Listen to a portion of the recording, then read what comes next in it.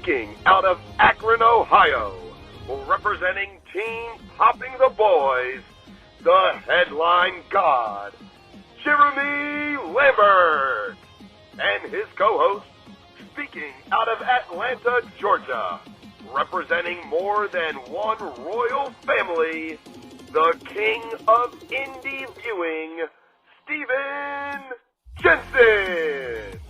And this is the Spotlight on Fightful. Hello, welcome everyone to the Spotlight here on Fightful. I'm Jeremy Lambert. That is Stephen Jensen. It is Thursday, January 4th. I'm about 20 minutes away from being awake for 24 straight hours, Stephen Jensen. How are you? Yeah. I just woke up. I know you were awake throughout all of Wrestle Kingdom. I've been swamped at my shoot job. We've been working overtime since I got back after the break. So I am exhausted, but outside of that, man, I had a pretty good night, I guess. I mean, I got like close to 8 hours of sleep, so feeling. Oh, that must be nice. That's good. Let's talk about sleep here on this show. I don't know anything about it right now.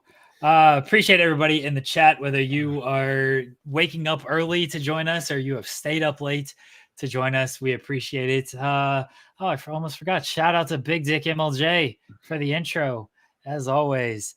Oh man, I'm a little discombobulated, everyone, but we're gonna get through this show. You know what I do have here, Jensen? It's about empty at this point. We got a G Fuel.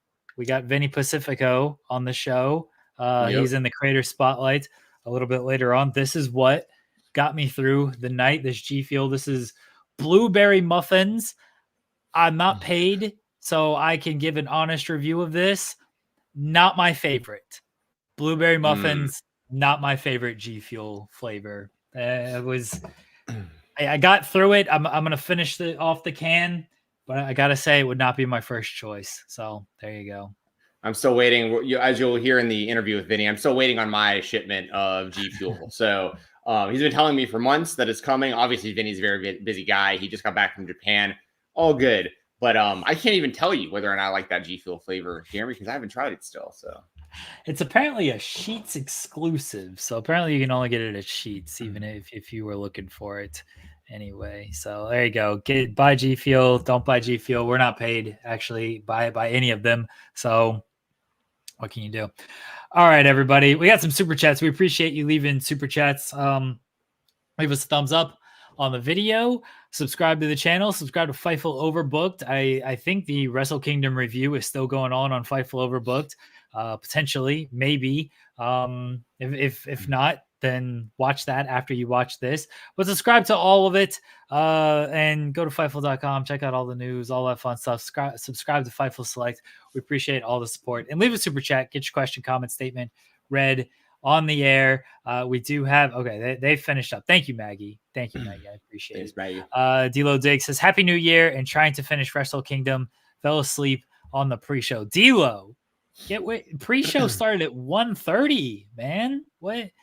That was hours ago. We're pre-show, D-Lo? Come on. You at least got to make it into the first match here. You can see TJP with his new undead spooky gimmick that I don't know if that's not for me. I do know that's not for me. And Chi-Town Spurs leave a super chat. Awesome truth quarter out. True Cody. It's over. I'm sorry, Steven. I mean, you wanna get into it? You wanna just go ahead and hit the bumper. Yeah. You wanna get into this? I need to finish the story. In the WWE, the story never finishes. Jensen, finally, The Rock came back to WWE and he acknowledged the tribal chief, the head of the table, Roman Reigns.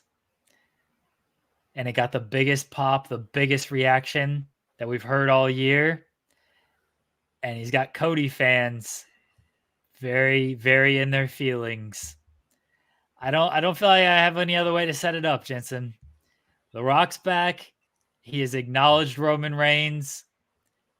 Cody might get boxed out here. How are you feeling? Well, I may look a little disheveled at the moment, right? Like I got the neck beard going. I'm going to be an actual neck beard like fanboy right now. I have not had enough time to even shave in the last few days. Oh, by the way, Jeremy, I meant to tell you and your wife, I got your holiday card in the mail. I went in and checked the mail for the first time in like a week the other day, and it was in there. So thank you guys very much for that. I've been meaning to tell you happy holidays and thank you for that. You're welcome. Don't kayfabe all of that, because now if people are listening to this who have not gotten a holiday card from us, they might be angry. I'm very sorry. I'm not trying to throw anybody under the bus. I just now, it's literally sitting on my couch to the left of me. I was like, I've been meaning to tell Jeremy. So thank you for the holiday card. I very much appreciate that. But one of the few cards that I get. I don't have too many close friends and family, so like it did mean a lot. Anyway, sorry for anyone who didn't get one. Maybe next year. That all said, I didn't send out any, so no one missed any from me. Let's get into the Cody stuff. So first is first, right? So like I watched all of Raw. I watched the entire show, all 3 hours. I usually forget it's 3 hours because I watch it so like rarely. I'm like about 2 hours in. I'm like, oh, this has been a damn good show. And then I'm like, oh, there's another hour. Damn, okay, this is a lot. Now this was around like 9:50 or so, about 10 minutes before the 10 o'clock is when they started really hyping up this former WWE champion making their return on Raw. And at first, Jinder Mahal comes out, right? And I've never been more happy to see Jinder Mahal. I am not a Jinder Mahal fan. I'm okay with saying that. I don't think he's very good. Like, I don't think he was ever very good. I think the circumstances of him winning the WWE World Championship were very strange. And like, he hasn't even sniffed that stratosphere ever since then. And it was a very particular reason he got the title, this and that. Now, that said, I'm not going to knock like the actual human being. Like, if I was given the opportunity, if Vince McMahon came up to me out of the complete blue, I've been a jobber my entire career. And he was like, hey, Steven, I know you haven't won a match really in like years on this show, and we fired you and brought you back. Do you want the world title? I'd be like, yes, absolutely. I'm ready for the title. I mean, like, of course I would accept that, you know? And to Jinder's credit, he came out and he cut a pretty good promo. It was very reminiscent of kind of like the Muhammad Hassan promos from back in the day, where he's like, listen, I'm not a bad guy. Y'all are like making me out to be this bad guy. I'm not a bad guy. You're treating me bad because of how I look. And he actually cut like a pretty good promo. And I was like, in my head, I'm like, this is amazing. Like, because like, but at the same time, I'm like, this has got to be a red herring, right? Like, there's no way that Triple H and all these people on social media hyping up the return of a WWE champion just for it to be Jinder Mahal. There's no way they're going to do this unless they're really going to push Jinder Mahal again and like try to go all the way with him, which didn't go good the first time. So I don't know why you do that again. And once again, the first time was for a very specific reason, and even that didn't really work. And for people who don't know or don't remember, Jinder's run was so bad with the title that like Brock Lesnar essentially refused to wrestle him for the title. And they've had to hotshot the belt over to AJ really quick, and then did AJ and Brock instead, because Brock was like, I'm wrestling Jinder Mahal. So anyways, that all said, Jinder comes out and I become the biggest Jinder Mahal fan in the world for like a few minutes. I'm like, oh, here we go, Jinder. All right, everyone's really salty. Maybe this is it. And then he just kept running down America. And I know you said it on Twitter, Jeremy. I mean, this would have been a good time for the American Nightmare to come out and defend America. You know, the red, white, and blue. But he didn't do that. Instead, Howard, if you smell, and I'm like, oh, here it comes. And it was a massive pop.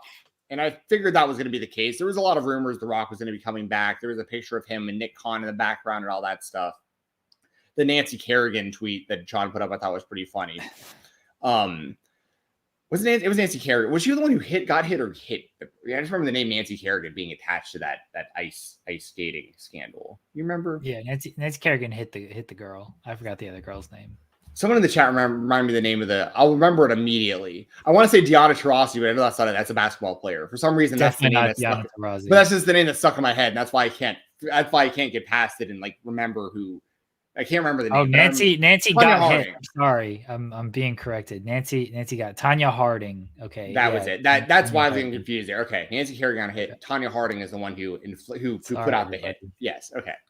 But Sean Ross Sapp put up a tweet about like basically that Cody fans need to Tanya Harding The Rock right now, because like Cody is about to get boxed out by The Rock. So anyway, The Rock comes out, he does this whole thing, right? He does this whole, he defends America. So for a minute, I'm like, okay, like, hold on a second. The Rock's out here talking a lot about defending America, but he's not really saying anything about Roman Reigns, not saying about the championship. Yeah, well, I think we're safe.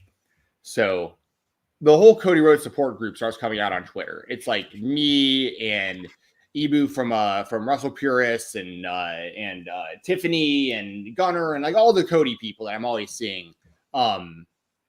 Always just that are rallying behind Cody. I see everybody. We're all hey, we're safe. We're safe, guys. Like everything is okay. Like The Rock's just coming out and defending America. It's all good. And then right at the end, when he started talking about, I'm going to leave here and like, where do I go sit when I get to the restaurant or whatever he was talking about? He's like, do I sit at a booth or whatever? Do I sit at the bar? And I was like, don't say it, dude. Do not. I knew where it was going. And when he said, do I sit at the head of the table, and the roof came off that place,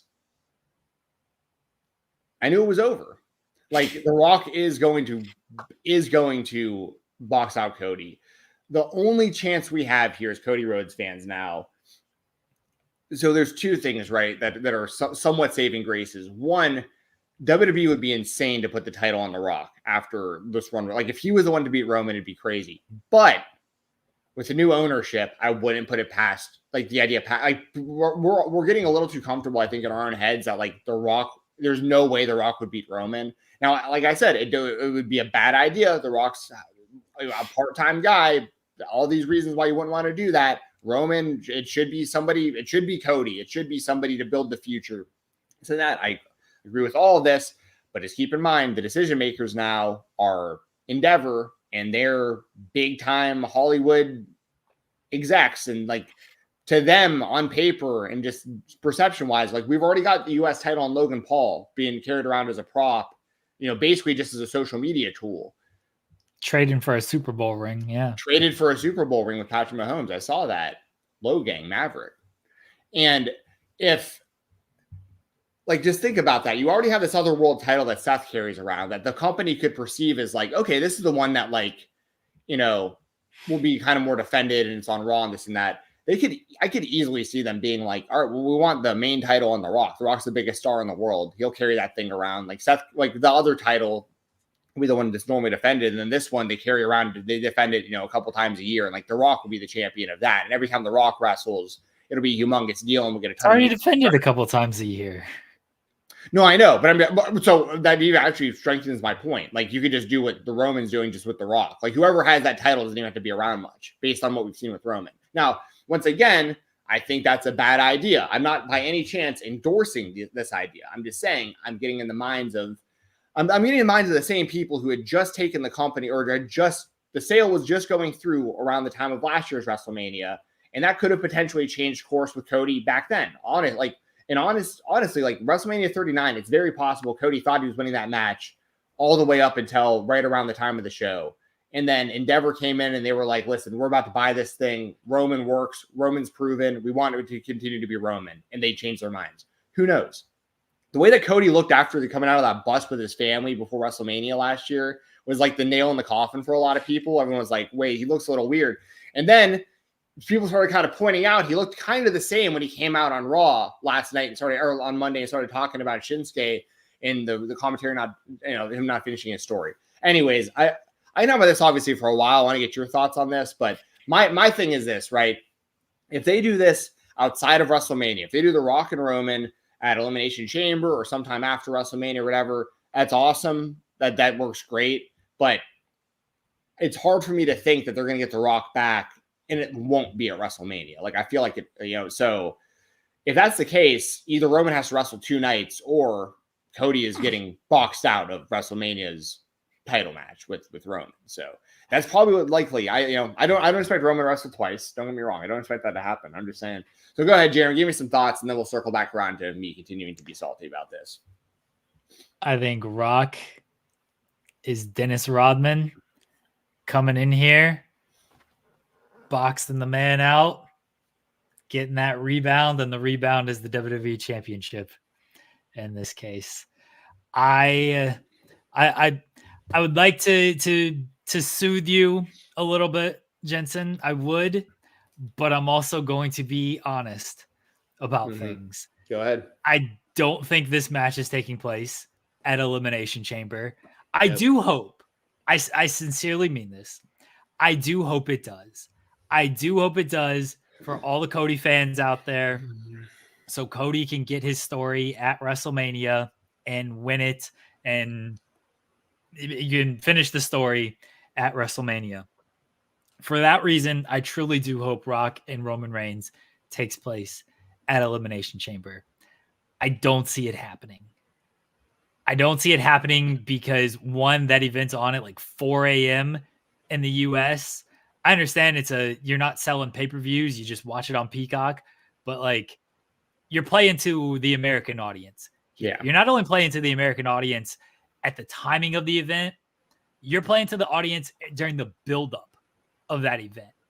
If you're going to have to be in Australia for 5 days before, 4 days before, however earlier they got to get over there, that kind of stuff, the coverage is not the same as when it's as an American event. It's just not. I'm talking about news coverage, national news coverage, which is what WWE gets when The Rock returns. People were covering The Rock's return. All the big pop crave, all the big pop culture and entertainment websites were just covering the return. They covered the return last time as well. They covered that. You're not going to get that same kind of coverage. You can't put The Rock on the Tonight Show Thursday before a show in Australia. You can the Thursday before WrestleMania. You can put Roman on the Tonight Show with that WWE title that Thursday, that Friday before WrestleMania. You can't do that if they're over there in Australia. So the coverage is what I'm really looking at. And I'm thinking, yeah, they ain't doing this thing for Australia.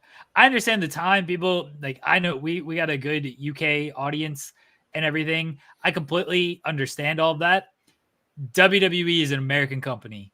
That's what I'm looking at here. They like the American mainstream coverage of all of this. They're not a UK-based company. They are not an Australian-based company. They go over there. They do their big events over there. They bring good shows over there. Money in the Bank last year was a great show. Clash at the Castle was a great show. Like they brought out John Cena at Money in the Bank last year. That was in England. They will do big shows. They get good coverage over there. It is different when we were talking about the week leading up and we were talking about the potential of a WrestleMania match. Yeah, I mean, I can't argue with any of that. Like, that's the other line of thinking, right? Would be like, well, could Cody finish his story before WrestleMania? And that seems unlikely also. There's a chance, but like, I just feel like that's, I think honest, I went, right. I know, exactly. Because on SmackDown, it's LA Knight and AJ Styles and who? Orton, of course. So that's the next challenger for Roman at Elimination Chamber.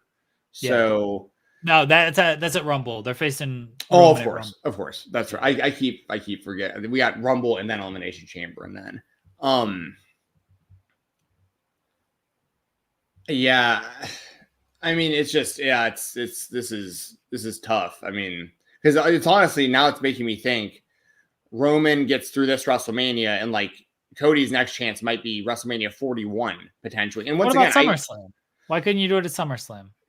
You could you know what, you could do it at SummerSlam. You can kind of, that's got some parallels kind of to Luger also. You know what I mean? I've made a lot of those comparisons, like Luger not winning the title and all that stuff, but like Cody actually getting the job done would be cool. It's kind of like a redo in a lot of ways. They have Cody travel in a bus around the country, like leading into SummerSlam.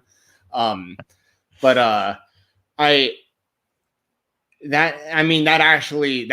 honestly, that's probably the most likely But you would just think that like Roman isn't going to lose this thing unless it's at WrestleMania. You would think, but they could try. Where's SummerSlam going to be this year? Hasn't been announced yet. Okay, depending on the location of SummerSlam, I could see it potentially being Cody, like winning. But once again, like if Roman, I just have it stuck in my head that Roman won't lose this thing unless it's at WrestleMania because of just how big of a deal it's meant to be. So, Cleveland this is Fightful Select Report from, keep in mind, this is from October of last year. Cleveland is like in the running for it. And there's no way he would win the title in Cleveland. I mean, how it's not, dare you? Listen, I'm saying like, it would have to be like a major market. Like it'd have to be like in LA or like a New York or, I mean, obviously if it happened like Atlanta, like it'd be huge because it'd be Cody in Atlanta. Cleveland, where hard work is born, hard work is bred.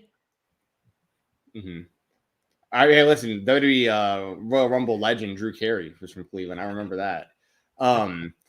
No, listen, I'm not knocking Cleveland, but you know what I mean. Like if I just feel like this Cleveland big sucks. I don't know why they even bring SummerSlam here. It's great for me. It's 45 minutes away from where I live. It's fantastic. I'd love for Cody and Roman to go down at this show. Jensen, come on, Jensen. You could stay in the basement or something if you would like. I'll have to drive. I'd love for it to be in Cleveland, but I don't know why it would ever be in Cleveland that you would want to do this show.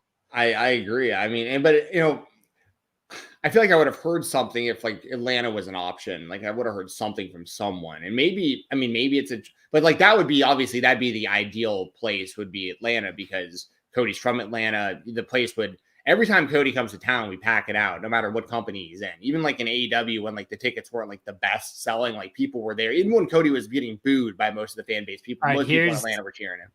Here's my suggestion, Jensen. All right, you're gonna like this. Promise. Rock and Roman doesn't need the title, right? That's what everyone keeps saying. Rock and Roman doesn't need the title. Doesn't need the title. Where is? Let me look at the WWE schedule here. Hold on. And the schedule doesn't really matter. We'll just make this up. It's a complete hypothetical that's not happening anyway. So I might as well act like the schedule doesn't matter in this complete hypothetical.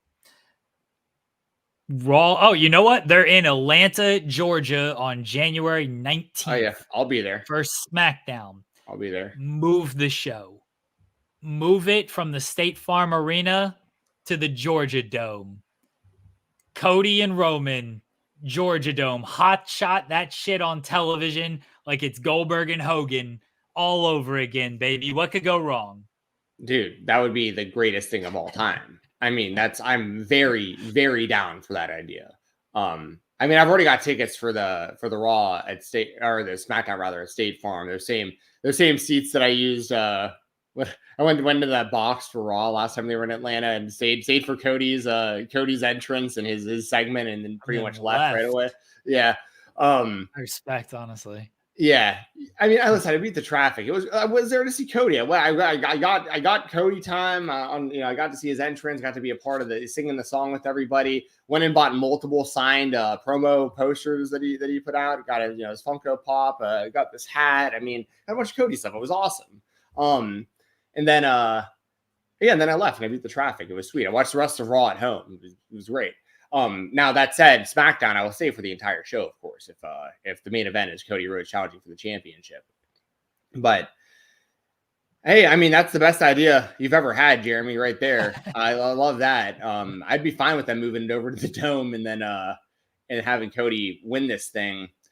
I mean, and I agree, obviously Roman and The Rock doesn't need the title, but it does add to it. Like, I'm not gonna like cope or front or whatever and be like there's no value in the idea of that being a championship match because there is still the interest of Roman, like who's going to finally beat Roman and like The Rock would have a real chance at doing. I mean, a lot of people think he wouldn't, but you all have to keep in mind the public perception that the WWE is going for right now and all the rewriting of history they're doing and everything. Like I think it would be a bad idea in a lot of ways to put the title on The Rock. To have him be the one to beat Roman specifically would be a bad idea. But storyline wise, it makes sense. Him coming in and saving the family and like reclaiming the head of the table. And PR wise, it makes sense because like WWE would get a ton of mainstream attention. And so it's like, in The Rock once again carrying that title around whenever he's like on the red carpet of doing, you know, movies or whatever, he's like heavily linked back to the WWE, and the WWE would want that, and Endeavor would want that. So, I mean, this is, if you're a Cody Rhodes fan, you should be concerned. I mean, you should. I don't think Rock's winning the title. I didn't even, that never crossed my mind. I don't know why you'd put, I understand your point of why you would put the title on The Rock, but I don't know how often Rock's showing up to these press events with this title and stuff. He can do that anyway. He can just hold the friggin', he goes all these sports events and they do all the custom titles and stuff now. Like they can already do all of that kind of stuff. I think they do the match because the match is there to do, and Roman winning the match makes the most sense of, he's beaten the one guy who is looked at as the head of the table above him, who is the reason why he is a bloodline at the level that he is, because The Rock has done things that no one else in this business have done. So I don't think Rock is going to win the title. If anything, it just delays Cody winning it. And that's going to be the issue, because you never know what could go wrong after this kind of stuff. You never know if Cody gets hurt, Roman gets hurt, somebody else catches fire. CM Punk coming back was not a thought to be a thing, and then he did. It's like, oh, maybe Punk can be the one to end Roman. Maybe Seth really catches fire. There's a really good built-in story with Seth winning that title from Roman, by the way, because Cody doesn't need to win the title from Roman. I know that's the thing that makes the most sense, but the story is winning the title, right? It doesn't have to be Roman. Yeah. I mean, that's true. I just think it means way more if it is Roman. Like, I'm with you. But I'm also, you know, that's really the big fear, right? Is like, I mean, even this past year, like LA Knight got really popular, right? And people were like, it should be him. And I would say they're sitting back going like, it shouldn't be him. This is where Roman, I don't know this for certain. This is me throwing out more just conspiracy theory stuff. So the Rock and Roman match was talked about. Rock admitted this, that it was talked about, maybe even close to happening at 39, right? Mm-hmm. I think Roman took that and was like, let me keep this title for another year. It didn't happen at 39. Let's give it another year. We can make this happen at 40.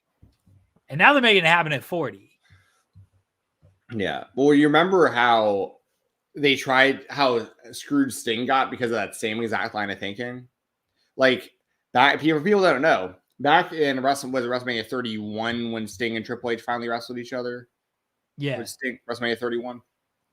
When he came in and he wrestled Triple H, a lot of the criticism was that Sting lost the match. Like, after all this time, Sting finally comes to the WWE. Not only does he not wrestle The Undertaker, which was what everyone wanted, he loses to Triple H. And I've heard Triple H in interviews since say, well, the reason we did that was because we had commitment from The Rock that I was going to wrestle him the next year at WrestleMania. So, like, I needed the win that year to build to The Rock the following year. And they wound up doing some stuff like with Ronda and all that stuff and Stephanie. Yeah. And then The Rock didn't do WrestleMania the next year. So Sting just lost that match for absolutely no reason. So, like, it's hard for me to, like, you know, what happens with The Rock's like, yeah, I was down, and then like this really great movie came around, and like I think at that point, if Rock didn't do the match this year, then it probably would have just been Cody. Cody would have done the match. He would have finished the story. They waited the year to see if Rock would do it. I don't think Rock comes back in the fashion he came back on Monday, drops the line he dropped on Monday. I agree. And then you don't deliver on this. That'd be crazy. That'd be insane. I mean, yeah. Well, Rock's taking some PR hits with In-N-Out Burger right now. but I think he's smart enough to know I should probably deliver on this one after dropping this line. That man was blown up on Monday too. That match, I'm going to be excited for it because I don't care about your 5-star classics. I like the slow paced. Give me a nice crowd engaging 15-minute match. I'm all for that. That's what this is going to be. Because Rock ain't working at a fast pace, and Roman works at the pace he works at anyway. Yeah.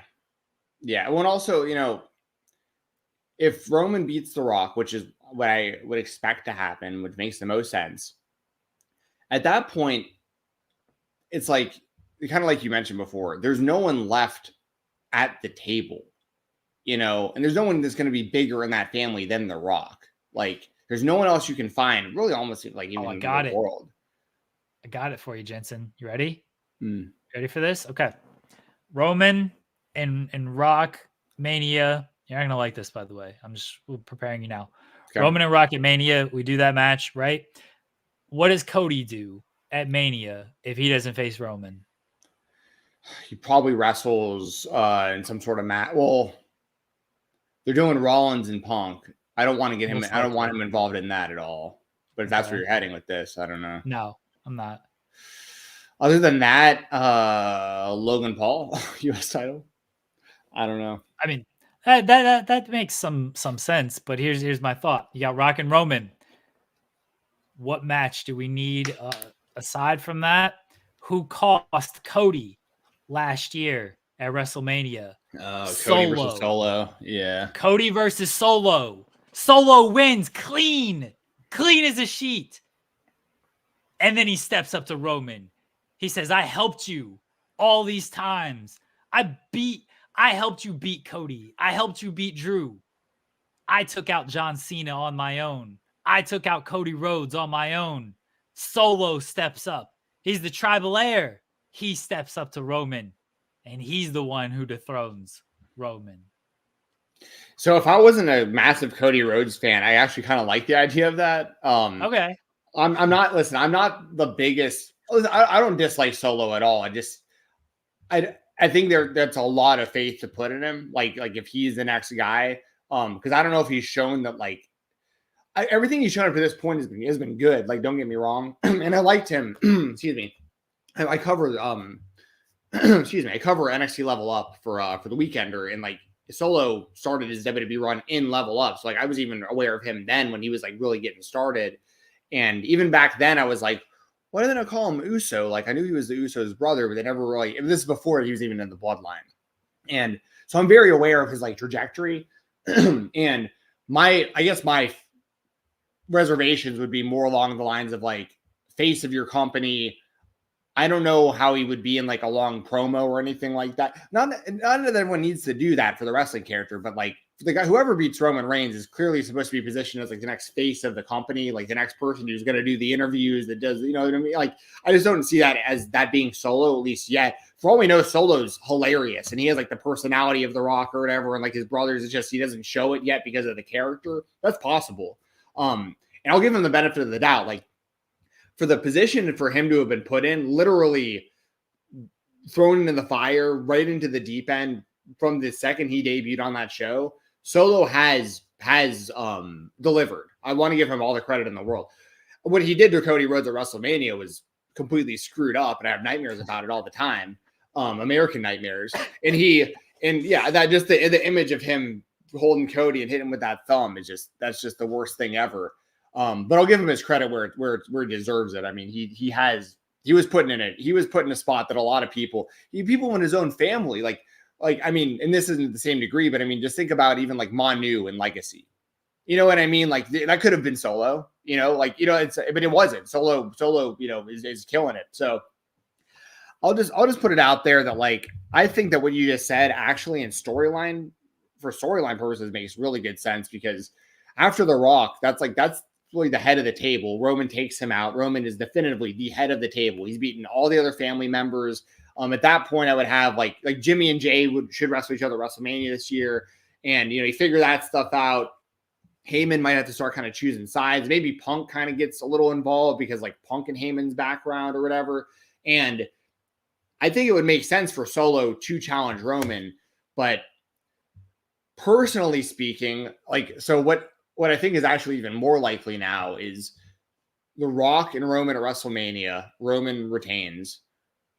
Roman and Solo by like SummerSlam or like the Rumble, the next year. And then Cody's got his next shot at WrestleMania 41 and he gets the job done. Because at that point, Roman has literally taken out the entire family. But by then, hopefully he's completely alone. I think that's part of this story too, is like every basically losing all the people that helped him beat Cody the original time. And, or either one of the things that has to happen, either Roman loses pretty much the entire bloodline. So he has no backup and he's finally on his own and he can't beat Cody, or the entire bloodline outside of maybe like The Rock basically reforms and they're stronger than ever by the next time. But Cody actually has enough backup ready and they're prepared this time to take all of them out during the match to leave it open for Cody. But I don't know if we can trust Cody with that game plan, honestly. Yeah, it didn't work last year. He fumbled the ball last year. It didn't work last year. And the other thing to this too, which is very possible, is Cody gets another shot at Roman and Roman beats him again. That's very possible. So, and I'm not ignorant to thinking that that's a possible. After last year's WrestleMania, anything's possible. Like, I was sure that Cody was winning that title at WrestleMania 39. I was positive that was happening. And now we're another year out, and I've said it 1,000 times, and I know it's crazy, but with every year that we're getting a little bit closer to Bruno. I know it'd be like 2028 before that happened, but you get through 2024, all of a sudden you're into 2025. You're only 3 years away, and Roman only has to wrestle like 2, 3, 4 times a year, whatever it is. And like another thing is we have other milestones coming up. Like there was like a Hogan run and a Backlund run that like he can pass within like the next couple of years. So I'm just throwing out all these possibilities of like anybody who has it in their mind that like Roman's for sure losing at this date or that date, for sure to this person or that person. For all we know, WWE's sitting back going, oh, it's going to be Braun Breaker 5 years from now. You know what I mean? Like, I don't know. So, I mean, the one thing that's really that bothers me, it doesn't bother me. It would bother me if Cody doesn't finish the story, is that they keep talking about it on commentary. Every time you see Cody, Michael Cole or whoever's on commentary is like, Cody's trying to finish the story. Last year, Cody didn't get to finish the story. Cody's doing everything he can to get the Royal Rumble and finish the story. If he never finishes the story after leaving the company, founding AEW, and then coming back, and he still never gets this thing, that's crazy to me. And it gets less and less likely, unfortunately, with every passing day, because the options are to continue to open up for other people. Punk came back. I mean, one day we could get MJF. They could be waiting on. They could be waiting on guys like Ricky Starks. They've already got Jade Cargill. Like they could get Jack Perry, depending on what his status is eventually and stuff. Like there are people. I'm not just saying that all these people are going to be like the heir apparents to Roman. I'm just saying like there are going to be people in the coming years that get put in the WWE system that are going to get pushes because they're very, very talented that aren't even there right now yet, that we aren't even thinking about. So go ahead, Jeremy. Go ahead and troll. Let's go and do it. Let's go ahead and do it. Please let the record show that Jensen has lost his mind so much right now that he is concerned about Jack Perry coming in and beating Roman Reigns. Man, there's footage. Please of Jack let the Perry. record show that. There's footage of Jack Perry front row with his dad at WWE events when he was a kid. They can run that and build up videos. He's always been a WWE fan, and he's finally starting his wrestling journey because he's never like they can totally ignore. Listen, and he doesn't even. I don't care what company this happens in. If Jack Perry returns and his theme song is "Cry Me a River" by Justin Timberlake, he's my favorite wrestler outside of Cody Rhodes. Like so, Jack Perry is not coming after Roman Reigns. If Jack Perry comes to WWE, he's going after Punk. I know. Yeah, I know. Listen, obviously I'm trolling to a degree, but I'm also casting a really wide net, and I'm also I'm just trying to prove a point that like not only can people get hot that are in the company, not only can injuries happen, there are people the WWE has their eyes on outside of the WWE, or that could be in the NXT system, that they could have their mind that they're like, this could be our next person. So we want to maybe wait. Because there's the other thing too, that we have to also keep in mind, that no matter how much I love Cody Rhodes, and no matter how over he is, and how much his fan base loves him, and how much the WWE universe has taken to him since his return, and how over he is, and how the trajectory from like him coming back to WWE, and like even after losing last year, though, the whoa chants getting louder and louder, and people singing the song across all these different countries. I saw at a baseball game recently, the whole crowd was doing it. Like, all that aside, this guy still, years ago, took his ball and quit the WWE, went and founded the competition, and came back. For all we know, no matter what he does, Triple H, Vince, the powers that be, they're like, he'll never actually be our guy. It doesn't matter how, like, he did that, and like, we're all, no matter who, like, whoever wins Roman's going to be one of our guys who didn't do that. It's going to be Seth. It's going to be so and so. So I'm just keeping that in mind too. There could be a level of pettiness there too, where like they love doing business with Cody. They're making a ton of money, selling a ton of merch. But he's not going to be the guy to beat Roman because he left and did what he did, and now he's back. Who knows? I think La Parka just died. No way. Like the original La Parka. Well, because there's the two. I don't want to mix them up. There's the La Parka and then LA Park.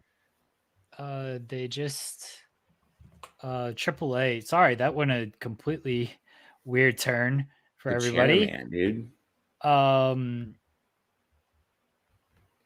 That's a bummer, man. AAA.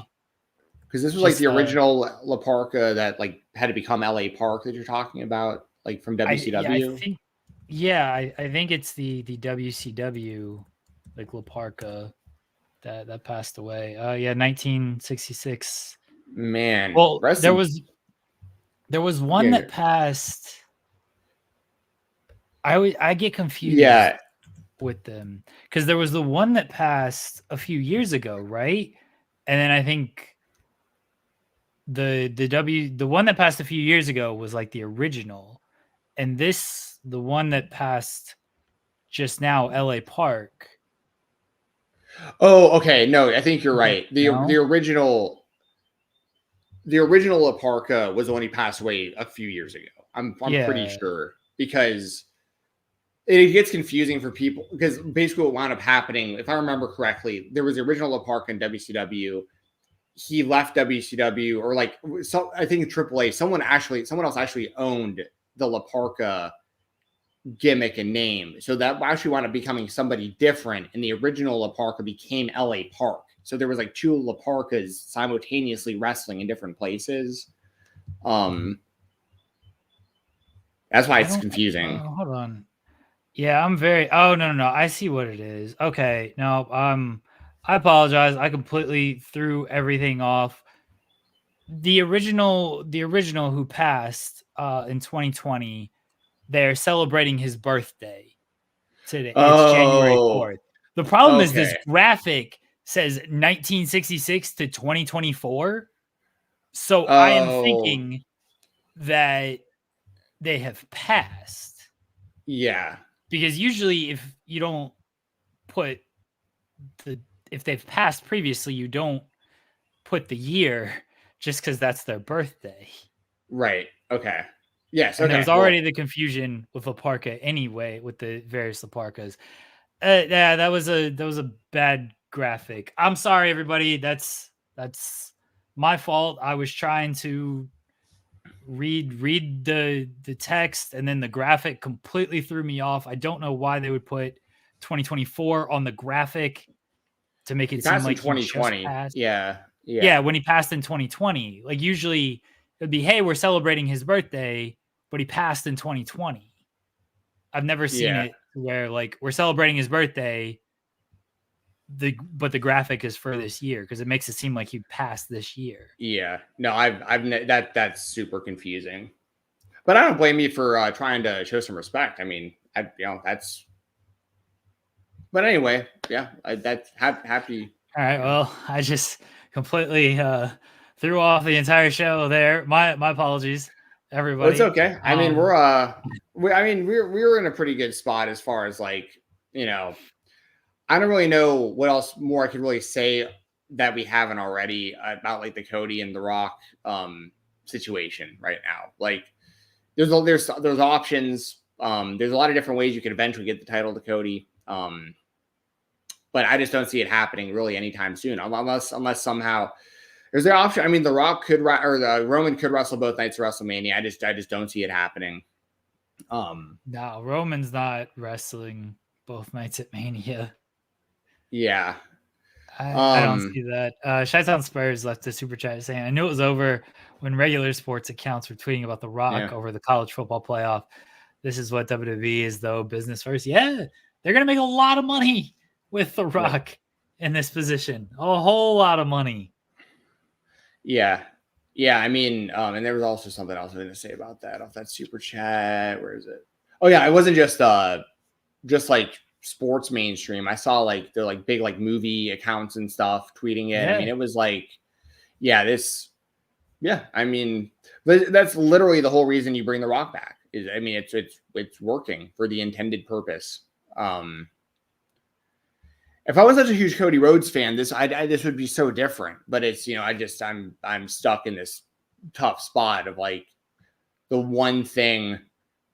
It's funny because like I rarely tweet during wrestling. I rarely watch Raw, you know. But like I was watching Raw this past Monday and I was like tweeting during the show and stuff. And it was funny because like a lot of the people that were like responding and stuff, they agreed with me. But then you also get, you know, the people get really, really angry and like breathe like super heavy into their keyboards and like type in all caps and stuff. And they like it was so funny. This one guy was like, I don't even know who you are. And I was like, okay. And like I looked at his profile, like, of course he's following me. You know, it's like, but I didn't want to be like Sean and like post a screenshot or whatever. But I was like, okay, that's kind of strange. So like, and I literally responded. I was like, you understand, like, this is the only thing I care about this company, right? Like, I'm not even like gonna front. Like, this is like the whole reason I'm watching this is because of Cody. And it's like, man, this sounds like a sad life to live. And it's like, okay, but like, I'm not gonna sit there and like explain to every person that like the background and why I'm such a fan and stuff. But you know, at the very least, it's getting people talking. I mean, that's what it's meant to do. It's meant to make people debate and decide what, you know, what's going to happen. It's going to be a lot of fun. I mean, The Rock hasn't wrestled a real match since Cena, like almost 10 years ago. He had the like 5-second thing with Eric Rowan technically, but it's over 10 years ago. It was 29. That was Mania 29. You're right. Yeah. So there's going to be a whole generation of people similar to CM Punk that have never even seen The Rock wrestle live before. I mean, this is a big deal for a lot of people. So, you know, Cody, if you hear me, Teal, all the fans, we got effed again, y'all. I think it's a bummer. It's a real bummer. Hopefully things work out. Hopefully Cody gets that title. I don't know what else to say. It's pretty demotivating as a Cody fan seeing all that. So. Yeah, usually Cody, he should have come out there and punched The Rock in the face. He's kind of a coward, honestly. I agreed with your tweet about that. Like The Rock's even before the head of the table comment, like The Rock's out there defending America, and you got the red, white, and blue tattooed on your neck, dude. Like go out there and defend America harder than The Rock does. Yeah, he's got to fight back, man. Like Rock's just coming in again. He's Dennis Rodman, just boxing him out. Cody's got to learn a swim move, a spin move, whatever he's got to do here to get that rebound over The Rock, because right now he's getting boxed out. Gotta learn the sky hook. Feeling like Kareem, I'm throwing Host with Cardi goggles on. Shout out to my man. Anyway, go ahead and just, you got anything else to talk about with this? Because I the closer we get to like the Royal Rumble, the more heated I'm going to get, because like depending on what happens with Cody there, I mean, we got a long way to go before WrestleMania still in a lot of ways. You know, but I mean, what else can I say? I mean, I'm trying to stay pretty level-headed about the whole situation, but I was obviously pissed off on Monday. I was like, why, you know, it is what it is. All right. Last thing. What, I'm going to probably ask you this every week. What is your worry meter? I know it's got to be high this week that Cody is not going to finish the story at WrestleMania out of 10. Oh man. I've gone from like low key irked adjacent to like pissed off. So I'd say like a 1 to 10. Yeah. I'll do it on the Portnoy 1 bite scale with decimal points. I'll say it's like where we're at right now with the uncertainty and thinking that it'll probably be Roman and The Rock and Cody gets boxed out. I'll say it's probably solid in like 9.7. I mean, we're way up there. Like I could still get more. Like when it's confirmed that Cody's being boxed out, then we'll be at a 10 out of 10, and that's right. Threat level midnight, and I'm gonna absolutely lose it. So I'm gonna play this bumper just to pop myself. I'm old and I'm fucking tired, and I work with fucking children. I'm tired of wrestling these kids that think they know everything. It has absolutely nothing to do with anything going on in AEW, but I thought I'd lighten the mood with that one. Thanks. AEW, it happened last year. That's a joke, and also it does feel like it was forever ago. The Devil is Adam Cole, everybody. The Devil is Adam Cole, revealed at AEW World's End. He is joined by Wardlow, Roderick Strong, Matt Taven, and Mike Bennett. Last night on Dynamite, or earlier this morning, if you're on my sleep schedule, we got the big promo from Adam Cole saying that MJF will not come back, that he needed to tear MJF down from the inside, and he needed to do this for himself, and then he needed to rediscover who he was. And Taven and Bennett have the tag team titles, the ROH tag team titles. Roddy's going after the international title, and Wardlow's going after the world title. But don't worry, he's appreciated. But he's also going to give the title to Adam Cole once Adam Cole gets healthy. And then here came the Bullet Club Gold with Jay White and the Guns. And then here come the Acclaim. They've solved the mystery 2 weeks after they wanted to solve the mystery. They got there. They got there, everybody, to solve the mystery. What'd you think of Adam Cole being the Devil, and then the first promo from this group, the Undisputed Kingdom? So Adam Cole being the Devil was the most obvious choice, but the one that made the most sense, which I'm totally fine with. I'm not one of those people that gets upset and everyone's like swerves for the case of just swerving. Like if you had a good story and it makes sense, like if the execution's good and the matches are good and stuff, like I'm all about it. So I'm cool with Adam Cole being the Devil because he should have been based on the story and everything. As far as other stuff that like was noticeable, when Wardlow kind of looked a little bit like when he mentioned that Wardlow's going to win the title, then give him the title, which is basically what like Luchasaurus just did for Christian. Wardlow's reaction seemed kind of like, no. Like he was kind of like smiling. He wasn't like, yeah, I'm going to give this to you. He was like, yeah, okay, I'm going to give this to you. So that'll be interesting to see if that ever happens. If we get to that point. I don't see Wardlow winning the title. But listen, the Adam Cole promo, tell me when he was telling lies. Like Adam Cole pretty much came out and cut a completely true, essentially babyface promo on MJF, like, which was interesting to me because MJF is a babyface now because of the reaction he's getting from the crowd. But everything Adam Cole said was true.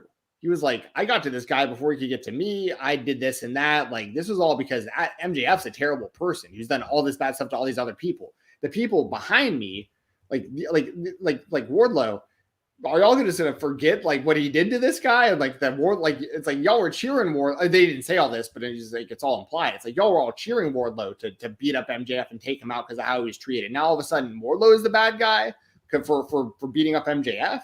Like, you know, so it's one of those things where obviously Adam Cole's being positioned as a heel. It's meant to be a heel group, but what he was saying on the microphone was nothing he said was like a lie. You know, it was like, oh, okay, I totally understand why you would hate, why this group of people would hate MJF, because MJF was a terrible human being. MJF is still a terrible human being. It's just people are cheering it. Like he hasn't really changed much.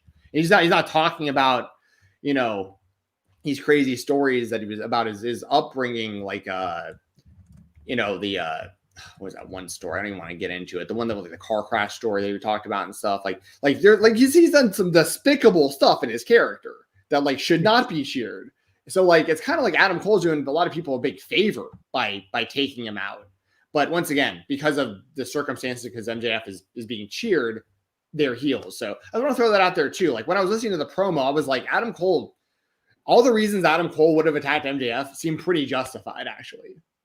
He was justified in it, and people are saying that there can be truth in what heels are saying. Drew McIntyre, I think, has been a very good example of that, because a heel always thinks they are speaking their own truth, and it's up to you to decide and how it's delivered, and of course who they are going after is also a big thing. I think that's where this can get a little muddy. Is they're heels, but Bullet Club is also pretty much heels. They're not the nicest people in the world. The Acclaimed being factored in, they are definitely baby faces. So at least with them there, you do have someone to sort of cheer for against two factions that are very well established as heels. I didn't fully love the promo, I gotta say. It felt very The Firm of like, here's who we are, here's what we're going after. But one guy right now can't really walk and wrestle, and so the leader. He's gotta, the leader on top of that, he's gotta like roll outside. The Wardlow thing just felt weird of like, we appreciate him. He's going after the world title and he's just going to give it to me. It's like you're already hinting and setting up his heel turn. I guess technically his babyface turn. And then it was like, Samoa Joe, pleasure doing business with you. You're just holding that title warm for Wardlow. Shouldn't have Wardlow like probably just beat MJF's ass then, because he was already going to do that? Like, why did you need Samoa Joe to do that? Right, exactly. Why wouldn't you have Wardlow be the one to beat MJF for the title? You know what I mean? Like in storyline reason. Like you would get Wardlow in a position to get him in the ring with MJF, and then you would carry out this plan. Like Samoa Joe wouldn't even be involved. Yeah, exactly. Yeah. So there was a few things I was like, not my favorite stuff in the world. I love heel Adam Cole. I think he's much, much better as a heel. If the idea, and I've seen people say this, if the idea is Kyle O'Reilly is basically jumping out Wardlow, I'm cool with that. I would just want to see Kyle O'Reilly back in the ring. And I think that makes sense for it. Then Wardlow on his own, I don't know where that goes, because that hasn't gone well before. So I don't know sort of how that plays out. If he's a lone wolf Wardlow, whatever he wants to be there. So it wasn't my favorite promo of all time, I will say. It did not feel like this. When he was focused on MJF, that was the stuff that I liked. I liked that part of it.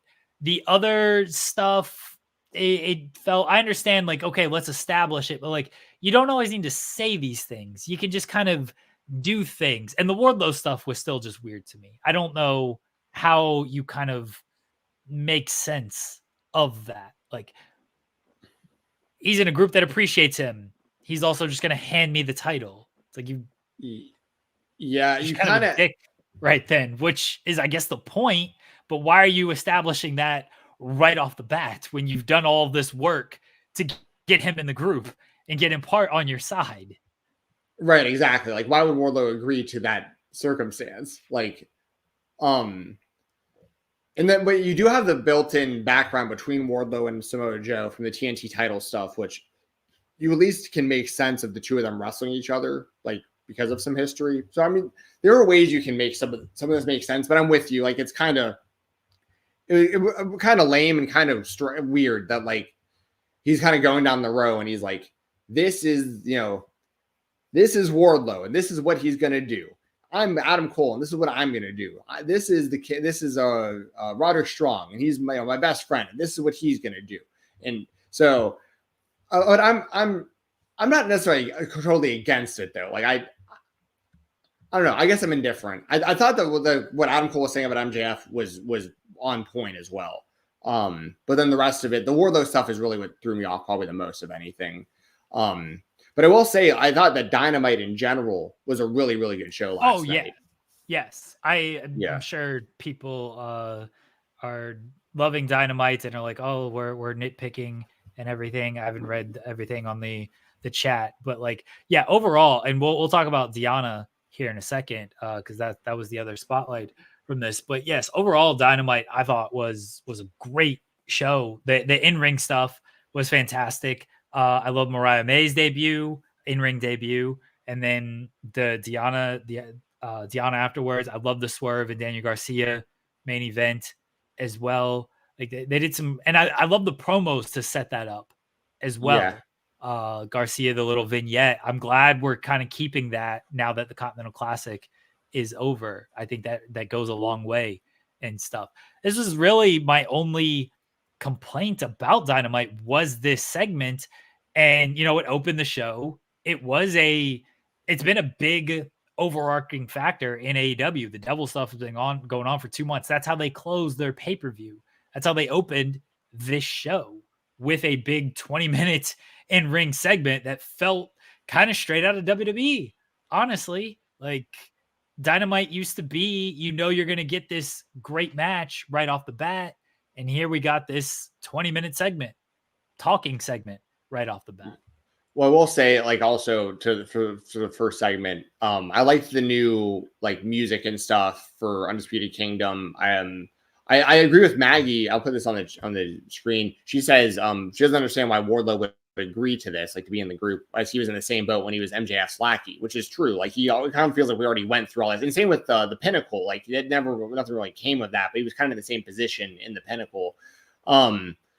Also, I want to say really quick before we get into the other spotlight with Deonna, Mariah May's debut, I really enjoyed. And Mariah, I had known of, I've talked about on the show before. I had known of her just like when she was a fan. We had like mutual friends, and they would like cosplay as like wrestlers at like wrestling shows and stuff like that. Like our friend Kayla, who did the Church of Joshi. I remember, because we're both from Nashville, so I remember like the two of them like would like take pictures at shows together, like as fans and stuff. And so it's so cool to see how good Mariah's gotten in such a short amount of time. Like she's really talented, and she looks amazing. I think she's just super marketable. So Mariah is a huge win for AEW in my opinion, long term. And not only her, Queen Aminata. I've been talking about her a lot. I've seen her live a lot of times because she wrestles consistently. She's probably the top. No offense to anybody else. There's a lot of good, really great talent that comes through Battle Slam. But as far as like consistency, Queen Aminata is probably the top star of Battle Slam because she's on almost every show. I think she's undefeated in the company, and she's super over, and she's really, really talented. So last night I was tweeting about it, like before the match. I was like, listen, I'm so happy Mariah May and Queen Aminata are wrestling each other on Dynamite on national television right now. This is super cool. And if you want to know more about Queen Aminata, I'd highly recommend checking out the Battle Slam catalog because she's really, really good. And I think that she proved that too. Like Mariah was obviously getting most of the shine. It was a showcase for her debut. But Aminata, it takes two, like, if you could have a bad opponent and all this doesn't look good, and that wasn't the case. Like Aminata, like I thought that was really well done, and she was over too. Like people were cheering for and wanted to see her possibly beat Mariah also. So I want to give that a shout out too. I was very impressed. Not only just that, I mean, like you didn't even mention Takeshita versus Darby Allin was amazing for a TV match. I mean, this was exactly the kind of show I think AEW needed right now. So, and they didn't have guys like Joe wasn't there. He did the promo to open the show, but that was clearly taped at World's End. Yeah. Moxley and Danielson weren't there because they were in Japan for Wrestle Kingdom. So they were missing some kind of big players. I know Danielson is sometimes on Saturdays anyway. But Moxley is usually a Wednesday guy. So they were missing some kind of key guys there who you would think would typically be there. So hey, look, it was a strong show. I had certain complaints about the promo. Tommy Maynard says, I reckon Tony thinks he can reheat Wardlow the same way he heated him up last time. I get it. I reckon Kyle comes back and he fights Wardlow. When was Wardlow hot? Right.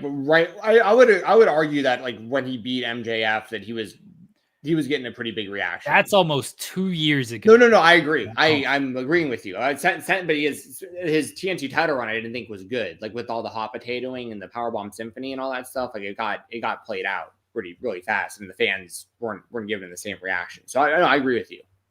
And Cole saying like, "Oh, Wardlow's gonna take that title from you, Joe." I immediately was like, I got no real interest in a Wardlow and Joe program. I've seen that match. I've seen that. I know it's different elements now, but I don't really have an interest in it. What I do have an interest in is felt fresh last night. Good refresh, even with so many main players missing.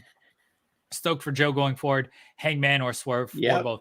I'm very interested in Hangman and Swerve going after Samoa Joe.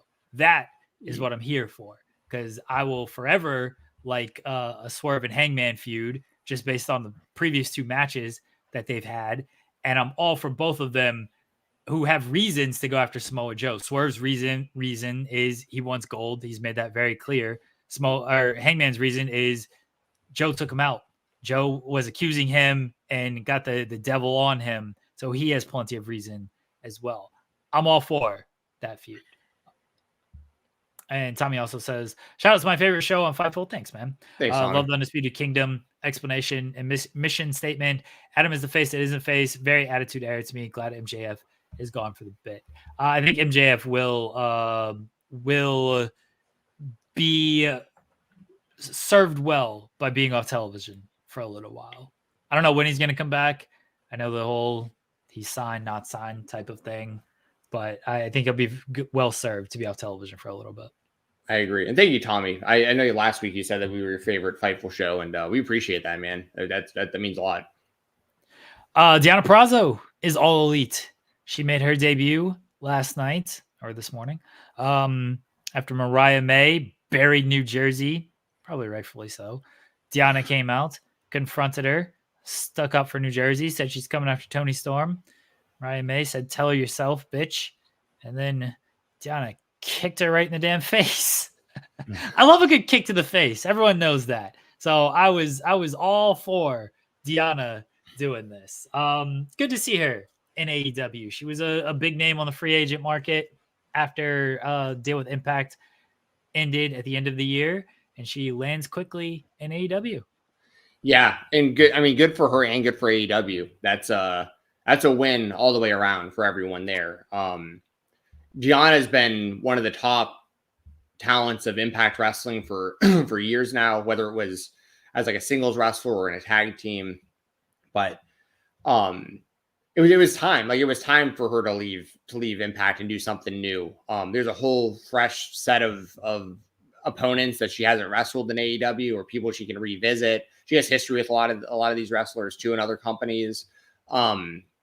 Super talented, great in-ring wrestler. We're gonna add a lot to every AEW women's division, like any whether it's what they got going on right now, like the TBS or the World Women's, or if they ever had tag titles or whatever. Like Deonna is gonna fit in really well. I like that she's being really like spotlighted like pretty much right away. They made a big deal of it. She announced she was All Elite live on television. They put up the graphic on social media like right after that. So they're making a big deal out of the announcement, which I like.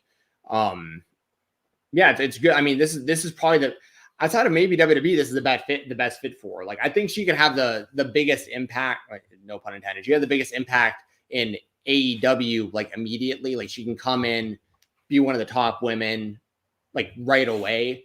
WWE, there may be more of a time where they would need to kind of feel it out, maybe have her on NXT, maybe this or that. But like she'd eventually do fine there because she's super talented. And once again, she has history with a lot of the top women. But AEW just seems like a perfect fit. She's going to have banger matches. She's going to be used as a top star right away. So yeah, this is good. And a lot of the criticisms I think that fans have of the AEW women's division are going to start kind of going away if things continue on how they are right now. When you got women like Mariah coming in, who's killing it, who's pretty much unknown to like the US market. Like she's like a brand new star to a lot of people, and she could be a massive deal. Deonna is the same kind of way.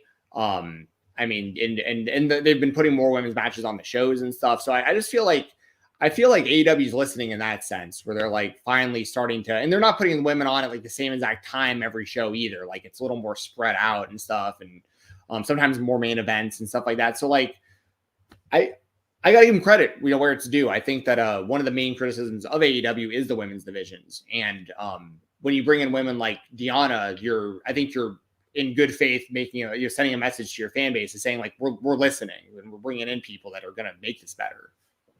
I think there's 2 women's matches on Rampage as well, which is a step in the right direction. That's a show that could, always be used to just have good matches on there. And they've done that a little bit more, but can also advance stories for your A shows. If you want to call Rampage a B show, which a lot of times it's just kind of treated as. But yeah, I'm glad Deonna is in AEW. I think she's going to thrive there. My one concern is she's immediately in the title picture. And then once she does the title, if she loses, then it's a where do you go from there situation. I don't want her falling into like ROH or anything like that. I've seen that talked about. I'm not saying it's happening, but I've seen that talked about like, well, ROH needs someone to basically combat Athena, and right. Deonna might be the person to do that. But take away the ROH factor, it's a concern the same way it was a concern with like Athena coming in there. Is Athena went right after Jade, lost to Jade, and then just kind of got lost in the mix a little bit after that until she like really found a home in ROH. Like if you go after the title immediately, if you don't win the title, especially because AEW for the most part is only done kind of title storylines, it's okay. Well, where do you go from here type of thing? So yeah. I think that's just something to hopefully they don't fall into that of, all right, well, we did the title match. Now what do we do with this person? Because there's plenty more to do with Deonna Purrazzo. I like that they're doing stuff with like the Outcast. They're not my favorite group in the world, but they're at least getting, this has always been the thing that I wanted more from AEW when it comes to the women. I don't necessarily need multiple women's matches. It would be good. It'd be good if you had multiple women's matches, but just like do some backstage segments, do some vignettes, do some promos, just to get more women featured on television so you know who these women are more and more. And that's something they weren't doing for a while, but they've really started to do over these past few months. Yeah. Yeah, I'm with you. And this last thing I'll say before we move on, but it's been proven also in AEW, what you're saying about like coming in, missing shots for title opportunities and getting lost in the mix. Like, and Taya Valkyrie is a good example of that. Came in, wrestled Jade. Oh, I didn't even realize the super chat. Yes. Yeah. Yeah, AEW brought in Taya to a lot of fanfare in her hometown as well, straight into a title match feud, then nothing. Will they do better with Deonna? Yeah, there you go. Literally read my mind. Yeah, it's a concern because they've shown this is sort of what they've done. So they have to prove they've learned from this and do better with Deonna. So, and I hope that they do. Yes. Before we move on real quick, can we do the indie spotlight first? Because I haven't been able to see Wrestle Kingdom. So if I have to leave for work, if you'd be able to cover that, awesome. Yeah. I'm going to give a big motherfucking shout out. Spotlight. Krule defeated Alec Price to unify the IWTV championships. Krule never technically lost the title. But then they did. Who did Price? So I'll explain the background a little bit. It's confusing. I'll do my best. So basically, what ended up happening? Krule won the IWTV championship. This was a while back. He won the title. Before he could really do much with it, he got injured, and in the meantime, they crowned a new champion, which wound up being Matt Tremont. Who was actually Matt? It's going to seem more confusing. Matt Tremont was the champion. Krule won the title from Matt Tremont. Matt Tremont wound up winning the vacant title because Krule had to relinquish because of injury. And during this, Alec Price wound up actually beating Matt Tremont and winning the true championship. So Alec Price was going into Beyond Wrestling's Heavy Lies the Crown over for New Year's. Alec Price was the true IWTV champion going into that match, defending the title. But Krule had never lost the IWTV title. He just got injured. He never lost it. And he's been back for a while now, essentially defending the fake championship. And during this storyline, Matt Tremont has transformed into Killdozer, and they're actually a team now and like terrorizing everybody. So that all said, we get to Beyond Wrestling Heavy Lies a Crown.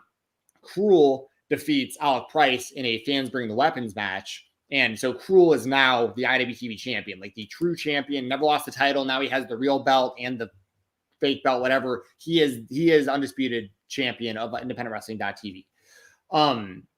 The match itself was badass. My only criticism is they made it out to where, like, I don't know how anybody's going to beat Krule after that. Like, Alec Price hit him with everything. Like, he hit him with exploding weapons and everything you could think of. He hit him with like 5 surprise kicks and every one of his moves. I mean, and Krule just kept getting up and kicking out and sitting up. And but it's a great presentation for Krule. He's supposed to be an unbeatable monster. Good stuff. And by the way, the man behind the mask, Logan Creed, he's very, very talented. For a guy his size, especially, like, it's just a matter of time before he's like a massive deal on like WWE or AEW television. I've been saying that for a long time. He will be a really big deal. I think they'll eventually take in MLW. They turned him into what was it, Mads Kruger, and they just made him really robotic, and he didn't get to show much. He's really talented. But that said, shout out to Krule, who is the undisputed IWTV Independent Wrestling World Champion. I will say they were in front of, it was like a hometown crowd for Alec Price. The fans were going nuts for him. He was super in the zone. If it was me personally, I would have had Alec Price win that match. But I got nothing against Krule at all. Like, I like both guys a lot. So, I wanted to highlight that and just let everyone know that Krule is the IWTV champion. And also, his next challenger is going to be Warhorse, because Warhorse defeated Marcus Mathers earlier in the same show. The last 3 matches of Beyond Wrestling Heavy Lies a Crown were bangers. You had Matt Mikowski beat Matt Tremont in a death match. Mikowski beat him, kicked him in he had put a gusset plate on his foot and kicked him in the head with it to beat Tremont. You had Marcus Mathers and Warhorse. Warhorse defeats Mathers. Warhorse comes out, no face paint, different music, brand new Warhorse. And he beats Mathers. Different presentation. And I love it. He's needed this for a minute. I love this. I'm a big Jake Parnell fan. So, like, I love seeing this. And he won with a new submission hold. It's like kind of like mixed between like a Cobra Clutch and a sleeper hold. Great stuff. So, like, he's number 1 contender. So it'll be Warhorse versus Krule. And like, then you had Krule and Alec Price in the main event. So go over to IWTV, use code Fight Talk, and check out Beyond Wrestling Heavy Lies a Crown. If for no other reason, watch those 3 last matches, but the whole show was bangers. It was a great event. So it was a big weekend for IWTV. The Restival, I hope I said that right. Yep, Restival. Yeah, like they was just show after show after show, starting on like Friday afternoon all the way up until Sunday night. It was just nothing but shows on IWTV. So if you have IWTV, you can check out basically all of those shows. You mentioned our pal, friend of the show, Matt Mikowski. He was everywhere during that weekend. I saw him everywhere during that weekend. One of my favorite matches of the weekend was him versus Dominic Guarini at ICW NHB. They did two shows. It was in memory of SPO, Sean Patrick O'Brien. They did Battle of the Tough Guys, and they did a match where it was Guarini versus Mikowski, and they both wore gis. They wore their actual like gis, and Mikowski choked out Guarini using his gi across the neck. It was so badass. Like it's so my type of stuff. You know what I mean? So check that out. I'll check out everything on Restival, but if you can only watch a few shows, I'd really recommend Beyond and the whole ICW NHB tournament. There you go. But yeah, it's good to see Mikowski. You know, when we talked to him, he was just coming off the injury, kind of just working himself back in, and now he's working everywhere. So good to see him. I hope he's in for a big 2024. I met him at a BLP, and he was Sean's match, and he was very kind. We had to speak for a little bit. So I don't know for sure, but I think the way that it's being positioned, I think he'll get a title shot against the winner of Warhorse and Krule. I think so. Could be a big year for Mikowski. All right, hope so. We'll go to the other spotlights. Our product is what it is. We're going straight up the middle. MLW Kings of Coliseum this Saturday night. Another show that I'm gonna have to cover. It should be a good show. It's going to be a good show. MLW PLEs are good shows. They just usually have the unfortunate like timing of running against like big UFC events or big AEW events or. Yeah, you can't run. There's no real free day. Last time with One Shot, they ran it on a Thursday night, which Thursday's kind of free because it's just Impact and ROH, and those are two taped Thursday Night shows. Football. But what's that? Thursday Night Football, NFL. Yeah, well, in the wrestling world, and there's nothing else. But like Thursday just doesn't seem like a night for like a big wrestling event. Usually it's a Friday, Saturday, Sunday. If you're running Friday, you're running against SmackDown. If you're running Saturday now, you're always running against Collision. So that leaves kind of Sunday. But now a lot of times companies don't want to run Sundays for, just logistical reasons. So this one's on Saturday. It's up against Collision. I'm sure I'll be pulling double duty on stuff. Matt Riddle, his first post WWE match against Jacob Fatu. Type E death match, Type E tape fist glass death match. Ricky Shane Page and Akira. Second Gear Crew against WTF for the tag team titles, and Richard Holiday and Alex Kane for the World Heavyweight title in the main event. I feel like I'm missing something. The Love is Blind match, which I'm super looking forward to as well. They got Janai Kai versus Hyper for the MLW women's featherweight. Yes. Love Doug and Brett Ryan Gosselin, but they also have some like stuff that they're taping for Fusion that should be good. Kojima versus Sami Callihan could be really good. SDL versus Mance, well, Good Brother 3 Mance. I'll say like you pretty much ran down the card, which is perfect. I'm really looking forward to. Oh, also doing Ichiban versus Jimmy Lloyd on the taping, which will be good. Alec Price and Mathers and McKay, the Wasted Youth team, versus Tony Depp and TJ Crawford, Griffin McCoy will be a really good 6-man tag match. The match I'm looking forward to the most on the show is probably Akira versus RSP, the Taipei Death match. That'll be a banger. And Akira's babyface turn and how they've shaved his mohawk and his whole feud with being a part of the calling and leaving the group. I think Akira is going to win the openweight title and beat RSP. It should be a really good match. It's been a really, really good build, in my opinion. I think Alex Kane retains over Richard Holiday. I think that's pretty safe. I think it'll be. I don't know. Yeah, I think Alex Kane retains, but I do think that Tom Lawler and Josh Bishop win the tag titles. I think WTF does get some gold. I think they'll beat the SGC, but I don't think Holiday's going to beat Alex Kane. And I know Matt Riddle's controversial. I get it, but I am as a wrestling fan, I'm very looking forward to him versus Jacob Fatu because like Riddle has history in MLW, very good in the ring, very believable MMA background, and Fatu is about as believable as you can get. Like Jacob Fatu is a legit badass. These two guys might beat the hell out of each other. It could be very entertaining. So like there's going to be, and Janai Kai is super slept on, really underrated, the kick demon. So check out MLW. Check out MLW on Saturday. I'll be watching the show and I'll review it on the Weekender. There you go. We will have coverage of the show on Fightful this weekend. If you haven't already, Richard Holiday was on In the Weeds yesterday, Wednesday morning. Ricky Shane Page is scheduled to be on In the Weeds tomorrow morning. Nice. So we've got some good NW in oh my gosh, I'm fading here, Jensen. Good MLW talent on the show. I'm sorry, everybody. I've been up for over 24 hours now. I'm very tired. I completely hit a wall not too long ago, so I'm trying to hold myself through this. Jensen, I know you got to run. I know you did not watch Wrestle Kingdom because you slept. Probably smarter than I am. But if you do have any thoughts or anything just about Wrestle Kingdom from what you've seen.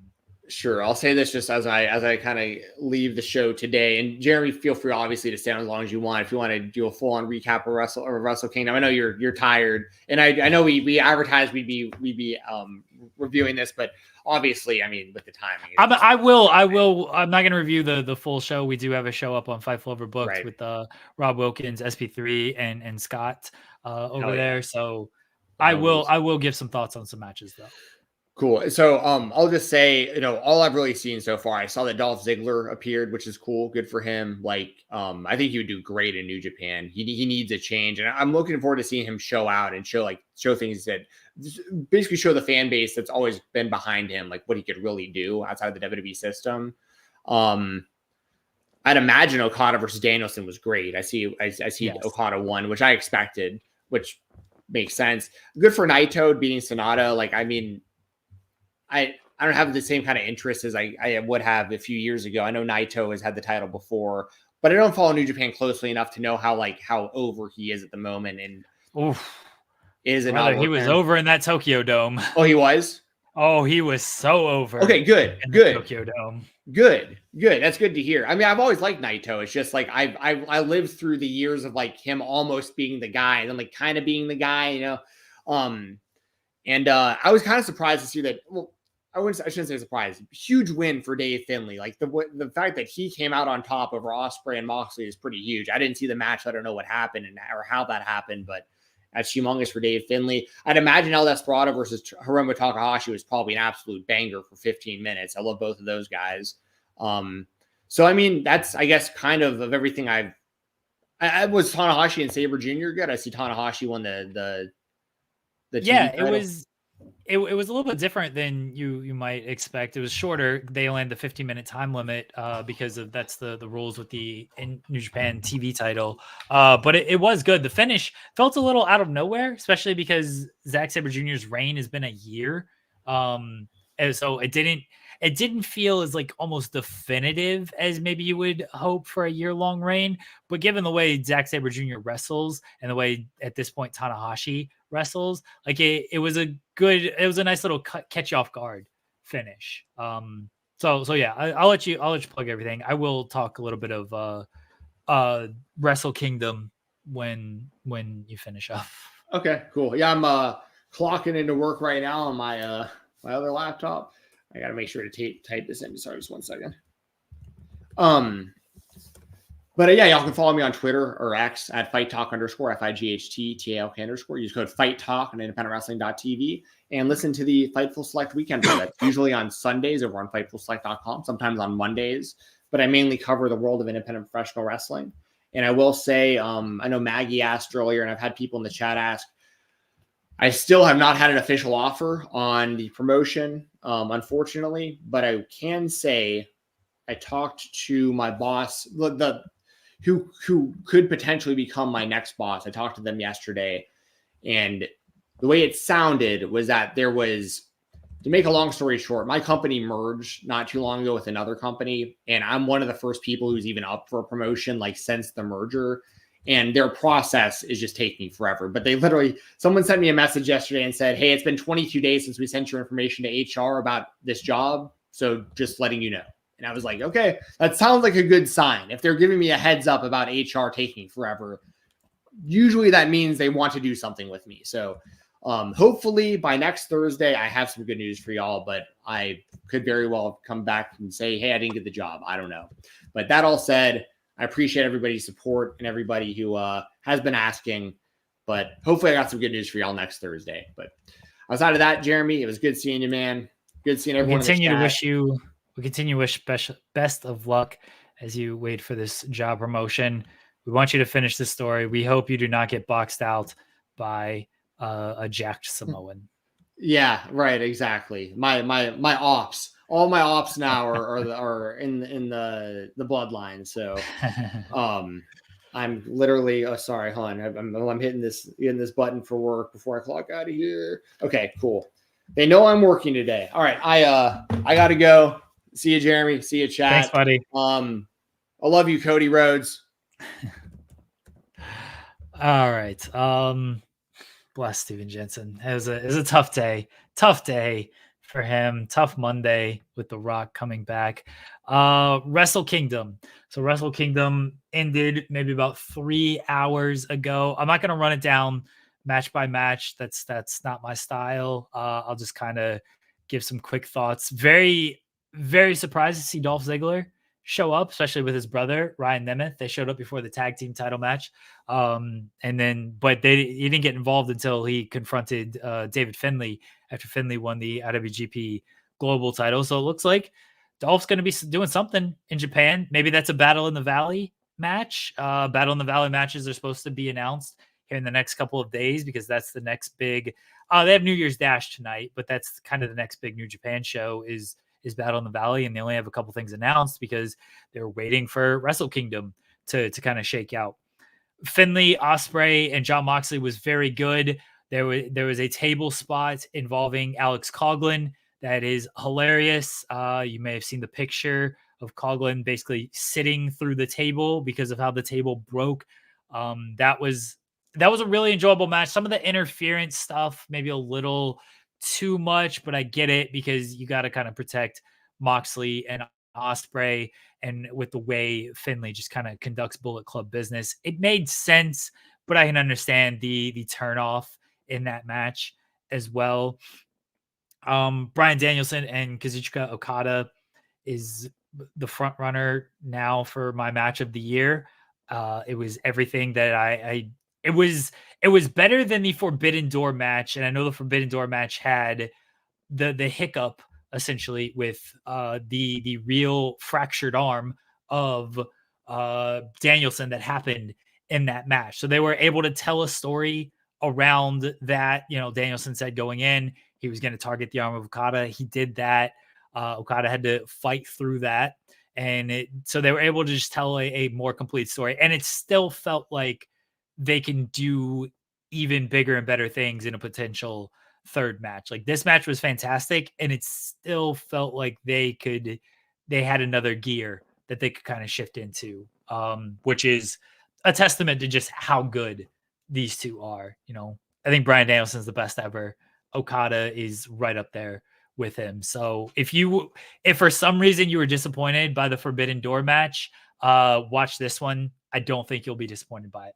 And then Naito got his moment. He beat Sonata. Crowd was super into it. Naito, as I mentioned, still very over. I know if you've tuned out for New Japan for a while, you don't know maybe the story with Naito, if he's still connecting the same. He still connects the same way. Still very over. Great match between him and Sonata. The crowd really took it to another level. And Naito, he got to finish his story. He got to do his roll call to close out the night. So it was a long show. It was a very good show. I felt like it flew by. If you haven't watched it, I assume if you're a wrestling fan, you might want to check it out. Those would be the matches I would say watch. Desperado and Hiromu is up there as well. Certainly the top two matches, though. Certainly the co-main event and the main event are worth going out of your way to see. All right, everybody. We're going to get into this interview with Vinnie Pacifico. Vinny is a friend of the show. He's been on In the Weeds before. It's been a while since we talked to him on here. So it was great to catch up with Vinny. He just returned from Japan doing a tour out there. So we get to talk to him about what was going on in Japan for him. The vignettes he has done. Well, the Tama Tonga match. It was. I was a little worried that they kind of overdid things with the finishers and stuff, but the crowd was into it the entire time. That's what matters. The crowd was biting on it. The crowd certainly wasn't burned out by it. And then Tama Tonga saying this is going to be his last month in New Japan. So we'll see if he drops the belt back to Shingo or drops it to somebody else at Battle in the Valley or New Year's Dash. Maybe something happens there with him. So we'll see when it comes to Tama Tonga and Shingo. That was a very good match, though. Shingo, I don't know if he's underrated, but I think he's definitely flown under the radar, just kind of being involved. He's involved in the King of Pro Wrestling stuff for the past couple of years. Not so much last year, but the year before. The Never title is always a weird thing where they can never figure out what they quite want to do with it and always just gets swapped around and everything. Shingo, if you forgot how good he is, this match was certainly a reminder. And Tama can be hit and miss for me. This was definitely one of his better. This is one of his hits. This is one of his better performances. So it was good to see him step it up on the stage. All right, everybody, we'll get into this interview with Vinnie Pacifico. Afterwards, I will wrap this show, and I'm going to bed. Thanks, everybody, for tuning in. Get ready in this Creator Spotlight, Vinnie Pacifico. Welcome to the Creator Spotlight here on the Spotlight on Fightful. I'm Stephen Jensen, joined as always by Jeremy Lambert, and our guest today is a returning guest. He is the PWM Junior Heavyweight Champion. He's done a lot since he was on here last. We're going to get into all of that today. We are joined by Vinnie Pacifico. Vinnie, thanks for joining us again, man. Good to see you. Thank you for having me. How you guys doing? Good. Awesome. We appreciate it, Vinny. Two handsome men. Oh, thanks, Vinny. We appreciate Oh, I that, feel man. awful. I've been sick for like a week now. I'm glad Jensen did the intro because otherwise we would have had to re-record. I was coughing through that entire thing there. Still doing it. Oh, well, Vinny, it's been rough. Yeah. How you been since we talked last? I mean, it's been a while, but I see you like you've really blown up on social media since we talked last. You're like, I mean, I just feel like I talk to you more often than ever, like through DMs and whatnot. But like, it's been a while since we recorded anything here. I miss you, yeah. So, yeah, how have just things been, and to kind of let people know, like, you know, since last time you're on here? Things have been very, very busy. Luckily, you know, I always believe the busy is great. You know, I have a new saying I made up. I'll get to that in a little bit, but I always believe busy is good. Staying busy is one of the most important things you can do in wrestling. You know, if you're never bored or you're never doing nothing, that's the key in wrestling. I feel like you should always be doing something, whether it's podcasts, media, inquiries, promos, matches, everything, like gym, constant work. And lately, that's what I've been doing. You know, I'm in the gym twice a day lately, preparing for some really big things coming up that I have. I'm flying a lot every week, pretty much. It's just been constantly grind, and I'll tell you what, it's the best in the world. You know, I'm blessed with some amazing opportunities, and I'm very happy to be in the spot that I'm in right now. And I only want more. I always want more, and never satisfied. So I'm ready to keep going. Well, I don't know if you want to jump right into it because, like, I mean, you're kind of mentioning like you got some big opportunities coming up. Is there anything you want to talk about right now? So I can't get fully into it because I was told not to. But I have a opportunity coming up where the Power Punch brand can be brought to a new audience that can catapult my career in ways unimaginable.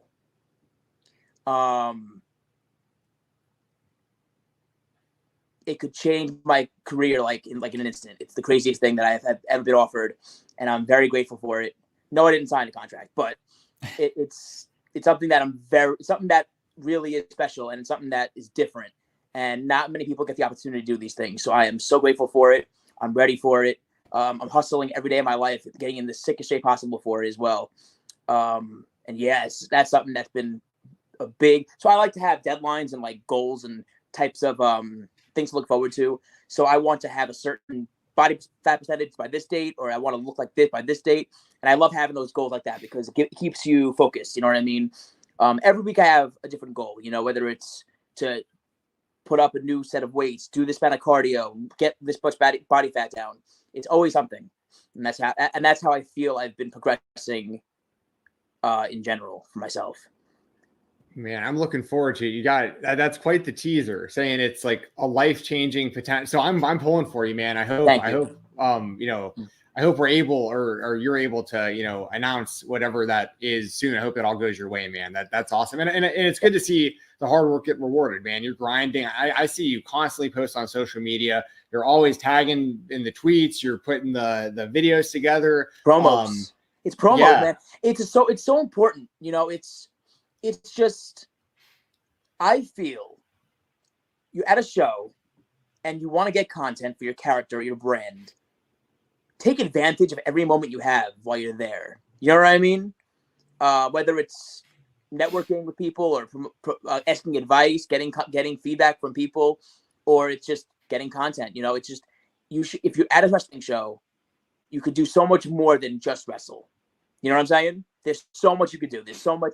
And I feel like there's infinite opportunities with my character that I've been very grateful that I've had this character, because this character has gotten me where I am. You know, before this, I was just, you know, I think I don't know if we when I met you, I was who I am now, but was I? Yeah, you were definitely. Yeah, you were. Doing sorry, go ahead, Jeremy. You were doing the energy drink stuff, but you obviously didn't have the sponsorship and everything before then. Before we talked to you way back then, so you were before that. Yeah. We were before like anything. Yeah. We were rallying for the idea of you getting a sponsorship. Yeah. It's been so long, damn. No, so I've been on the weeds, and I just keep. Yes. No, so well, that's Jeremy's other show, so it makes sense that you've been on camera with Jeremy more recently than we've been on together. So, yes. So, Bang happened, which was one of the biggest things that happened to me. Grateful for them. It was awesome. And again, I love my time with Bang. Bang did a lot for my career. Sadly, it came to an end quick because of a lawsuit they had. So, and then the day after, or the week after, G Fuel got me, like 3 days after that span of the contract ending, G Fuel signed me. And G Fuel has been so cool to work with. They're so much fun. They're so cool. They're so supportive. And they get me. They get the character. Bang was different. Bang was more so just very strict in terms of like, okay, we want to make money, and like, here's sponsorship, but like, but G Fuel is more like along the lines of, let's make content together. Let's grow together. Let's do these cool things together, which is like really cool for a brand to be this invested in me. And so I'm so blessed to have G Fuel on my side. And I just love the brand. They have such good flavors. What do you say? Sorry.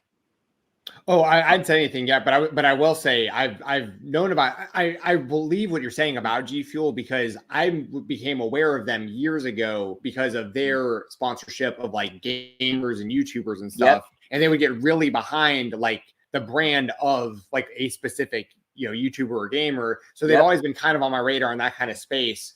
So it doesn't surprise me to hear that like when you partnered up with them, they were like, oh, cool. Like we're going to actually like, we will work together to make your brand bigger together. Yes. And it's something that benefits both of us because I'm a wrestler. I'm not a gamer. I'm not a streamer. Although I want to give them the respect of starting to game and stream because I feel like they gave me the opportunity to be who I am and be the wrestler that I am, that I feel like I should at least lean into their world a little bit.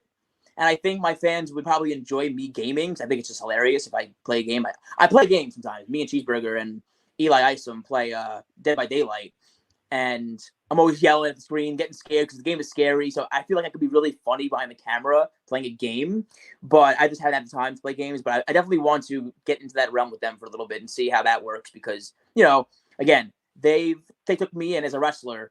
They have no wrestlers. So it's like they stepped into my world and gave me the opportunity. I should at least step into their world and at least give them that back. So that's something I'm going to work on soon. I have to get a headset. I got to get a computer to do all these things. But I'm going to probably do that just again, to give the respect. And also, I think it's cool that fans probably see me play games. I'm pretty good at Dead by Daylight and Madden. And I think I could probably start playing again. Even the games that you're not good at are more entertaining if you're streaming and things like that. I mean, look, the Twitch hit like an all-time high during the pandemic when wrestlers had nothing else to do but Twitch stream. And some wrestlers have continued on to continue with Twitch, and others it kind of fell off because they just got busy and everything. But I think Twitch is a good next step for you and your brand. And with the G Fuel partnership, I will attest to the drinks. I'm not paid by G Fuel. I did get the free shipment. Vinny hooked me up there. I got you soon, Stephen. I'm about to say, I know, I've been waiting, man. Vinny's been saying for months. He's like, man, I got you. I'm waiting for mine. So there's new ownership. So there's literally they have new ownerships. So it's hard to ask for things like I used to. I don't want to I wouldn't lose it, but my manager. I understand, Vinny. It's okay. It's totally fine. But no, for what it's worth, Vinny, we're not joking. Like we have receipt DMs that go back months of Vinny, like, dude, I'm trying to get you some G Fuel, and I want to try it. I've known about this stuff forever, but I've actually never drank it before. I really want to try it. Yeah. All the flavors. I'm not a big energy drink person. Sorry, Vinny. Like it's just not always. I'm a coffee person more than energy drink. I got you. Person. These flavors are good though. I like the blue ice. I really enjoyed, and then the gummy fish, which tastes blue basically. Ice? Which one's that? Oh my gosh, it's like a blue. Is it blue slushy? Mega Man? Yes, the blue slushy. Yes. That one's really good. Okay. Yeah, it's called like the blue ice can though. I swear this is a thing. I'm not. Yeah, no, I think so too. Okay, all right. I know I'm not making any of this stuff. Maybe I am. It's a blue something. It was really good. Yes. The basically the Swedish fish flavor was very good as well. We've talked about the Tetris block flavor, which Bro, is I love that really one. good. It tastes like blocks. And I went to a show recently, I think in North Carolina, and Angelina Love is like with Fodder, and me and Fodder go way back. So we're hanging out, and I'm like, yo, this energy drink. And they're like, oh, what flavor is that? I said, oh, Tetris. And they're like, Tetris? And I'm like, yeah, it tastes like blocks. And they were like, okay, Vinny. Like, they had no idea. But if you try it, it tastes like blocks. Yes, you'll know. You will know when you try it. Yes. Well, speaking of fodder, I have been provided multiple tubs of Black Magic. I'm just gonna throw that out there. I'll say this: Black Magic is good shit. Dude, the fruity rolls. However you say it, the Fruit Loops protein is the ones that I like. How's that?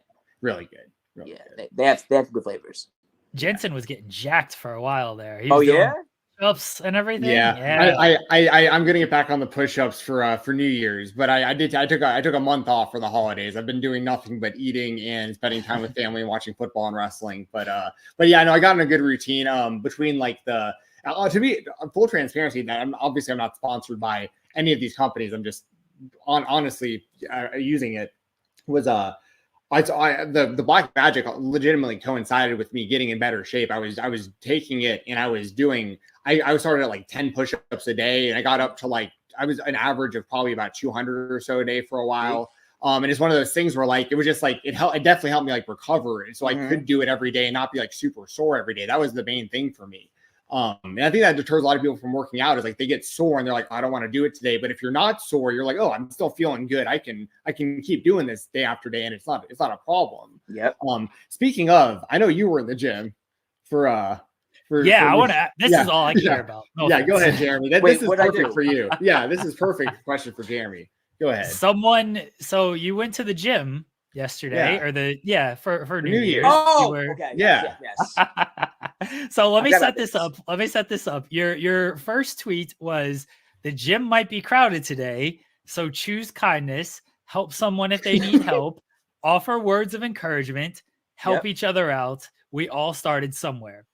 And this was tweeted at 11:19, and then at 1 o'clock, so a little less than 2 hours later, okay, so someone took a shit on the gym floor. Yep. So Happy New Year. Okay. Here we go. Happy New Year. Yes. Happy New Year. Yeah. Right. Oh my God. So I go to the gym in the morning. I go to the parking lot. It wasn't packed. I'm like, oh wow, this is great. I was thrilled. I did eat a little more than I should have on New Year's Eve. And so I wake up. I'm like, all right, whatever. I feel pretty good. I'm gonna go to the gym. And so I go to the gym. It's not, the parking lot looks great. I go in the gym up the stairs. My bag. I open the door and it's packed. And I'm like, wow, this is bad.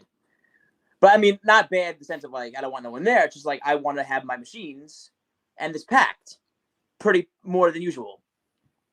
So I'm doing my workouts, doing my warm-ups, whatever. So I take CMOS, right? It's a very good supplement you could take. It's very healthy for you, helps your body recover really well. And so I take the CMOS, but CMOS is full of fiber, right? Which is, makes you shit. It wasn't me. I'm just telling you this is it almost was. So I had the CMOS, and then I had the pre-workout. So I'm like, oh my God, I gotta go to the bathroom, right? Bad. So I go to the bathroom, and right before the entrance to the bathroom is a pile of shit, and then like footsteps of shit after it. Oh, yeah. No. And so I didn't go. So needless to say, I didn't go in that bathroom. I didn't go. I was like, okay, this is disgusting. It smells terribly, and I left. So I think shit. I have to go to the bathroom. I have fiber, and I had pre-workout. I have to go to the bathroom. So I went to, there's a Planet Fitness like a mile away. So I went there instead. I go take a shit. I was gonna add this to my tweets, but I just didn't because it was just too much. I go take a shit, and there's no toilet paper. Oh, double whammy. Yeah. This sounds very okay. So, I mean, I don't know if what happened next. You had no toilet paper. I was fine. I asked somebody if they could give me a roll of paper towels. Dude, I'm more concerned about what happened to the first guy who like had to Oh, have had some yeah. sort of like photo finish and then like stepped over it, like through it, like on Oh, his way out. How the horrible. hell did that happen? That sounds Horrible. like that guy. Like, did that guy just like run the hell out of the gym? Like, no one saw I him? would Like, never, if anyone saw me do, I would never show my face in that gym Never again. again. Like if I got identified by one person who knew that was me, you would not see me there ever again. It was Just- just I don't know who it was. It was just I wasn't taking a chance stepping over it. You know what I mean? No thanks. yeah. But yeah, Especially so if there was I already worked. tracks. There's already tracks. No, there's whole tracks. there. I Oh. just love how it was like it was this motivating, like everyone to get out there and like be kind to one another on the first day of the year, and like there's gonna be new people. I think I saw like other wrestlers, maybe even fodder, like talking about like on Twitter, like there's gonna be new faces in the gym, new people aren't used to being at the gym. Like be nice to everyone. Like no, they might be their first time. Respect people. Blah blah blah. And then it's just like that. Well, that's why people can't get nice things right there, you know. Yeah, this is why we can't. This is why I can't have nice things. This is why, because people want to not use toilets. All right. Yes, we had to ask about that. That was the only question I could ask. Good talking to you, Vinny. Good talking to you, buddy. Let's talk gears. Let's talk about your trip to Japan. Yes. What was that experience? I got some. Okay, so I show up. I fly in. They bring me out to a restaurant, right? I thought it was Ribera. It wasn't Ribera. Like they said, "Oh, we'll surprise you." I'm like, "Oh, cool, okay." Steakhouse. Oh, wow, great, sounds good. So we go to Mr. Danger's Deathmatch Legend Steakhouse, and I met him, and he gifted me with these dope ass cards. That's tight. My welcome gift. Wait. Yeah, I love that. I'm a collector. I'm a card collector and an autograph collector. So this is very, very cool to me. Yeah, he goes, "Hey, this is for you. Welcome to Japan." I'm like, oh my gosh, thank you so much. So cool. Great experience. Yeah, that's amazing. Oh, that's so cool. So cool. It was wild. 3 matches. Tell you what. The Power Punch character in Japan is so different, I feel, than anything, because they reacted bonkers to my drink spot. They were like, get the they were really wanting to get the drink. You know what I mean? They were like really egging me on. You had like the vest, like not to Japan. Oh, you didn't bring that to Japan? No, I brought it to Japan. So I had my box shipped out there, right? I had G Fuel shipped out there months ago, like earlier this year. I'm like, hey, I'm booked in Japan. Ship this out so they get it. I want to do my G Fuel stuff. I want to also maybe do a promo out there, something, you know, or like promos. And like they also do we also film some backstage content. You know, after the matches, the press conference, you sit down. You know what I mean? I wanted to have a bunch of drinks for that. Of course. So for some reason they didn't get the drinks.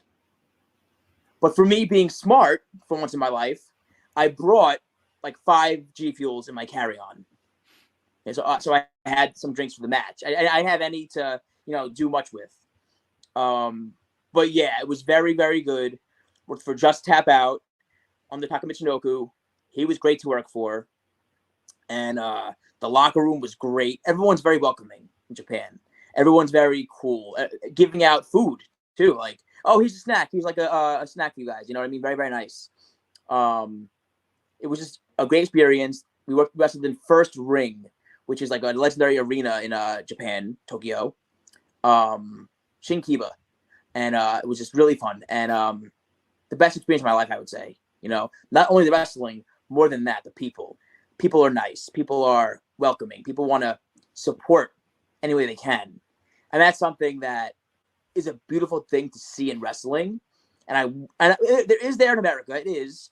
But in Japan, it just felt so different. It just felt natural. You know what I mean? Yeah. And they loved the character. They loved, like, I did some, obviously, what they like in like the rest of the match. You know what I mean? I did a bunch of stuff that they do like in Japan in terms of wrestling ability and wrestling technicality, but including the energy drink stuff and, the poke-ups and all that stuff. They really love that. And I feel like a way that I've avoided or trying to avoid being typecasted as like a comedy guy, which I'm not so much a comedy guy. I have charisma and I could be really funny, but I could also really wrestle. So I try to make sure all my matches have really good wrestling in it, and then they include a slight part of the energy drink. You know what I mean? So I try to avoid always being typecasted a certain way. So I tried, and also it forces me to grow in a way where I have to sit and think of other ways to use my drink in the match. And that's something that puts a challenge to me. And every match it's challenging, and every match I find something different to do. And that helps me grow, helps me learn, helps me adapt to things. You know what I mean?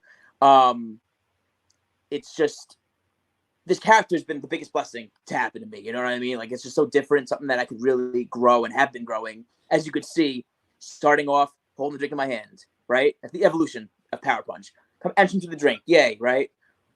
Later on, come out with the belt, with the drinks in it, right?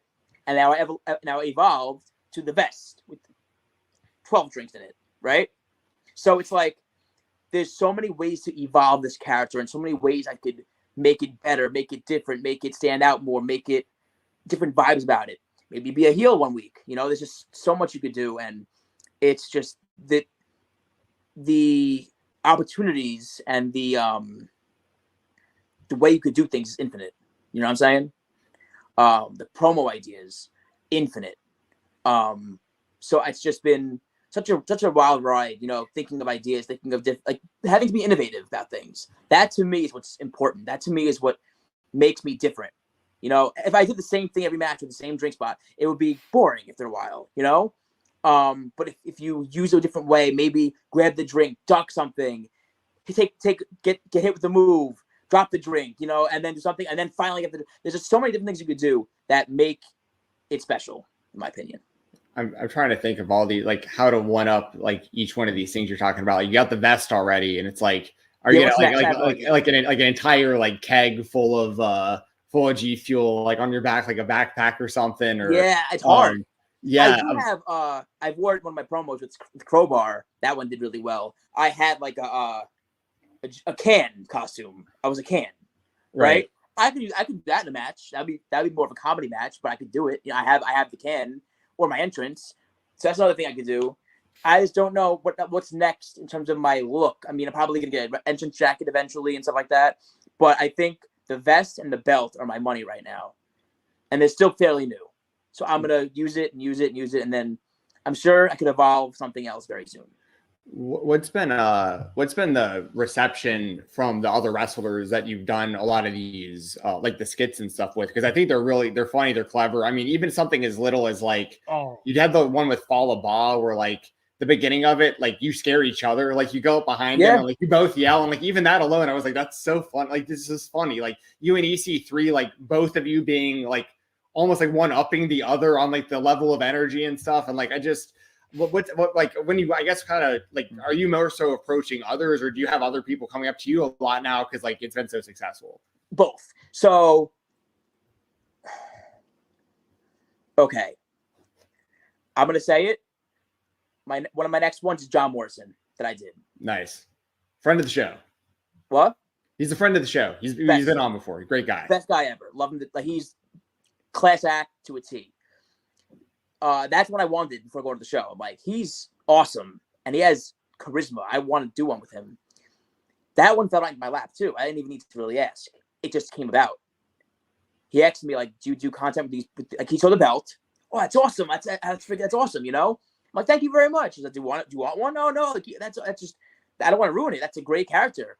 He goes, do you do content with it? And I'm like, funny you should ask. You know. So we got one. I'm releasing that one next week. He was very into it. He loved the character. We had so much fun doing these promo. We had so much fun. But as to answer your question better, lately it's been a lot of them asking me, sort of, or me asking them. It's like 50-50 more so, right? People who want to get their name out there, who are like fans of it or love the spot, they ask me, and I try to help. Yeah, I said, okay, cool. Like, I did one with Chris Bonet at like a arcade thing, and I had to run around the arcade like a batshit crazy energy drink addict,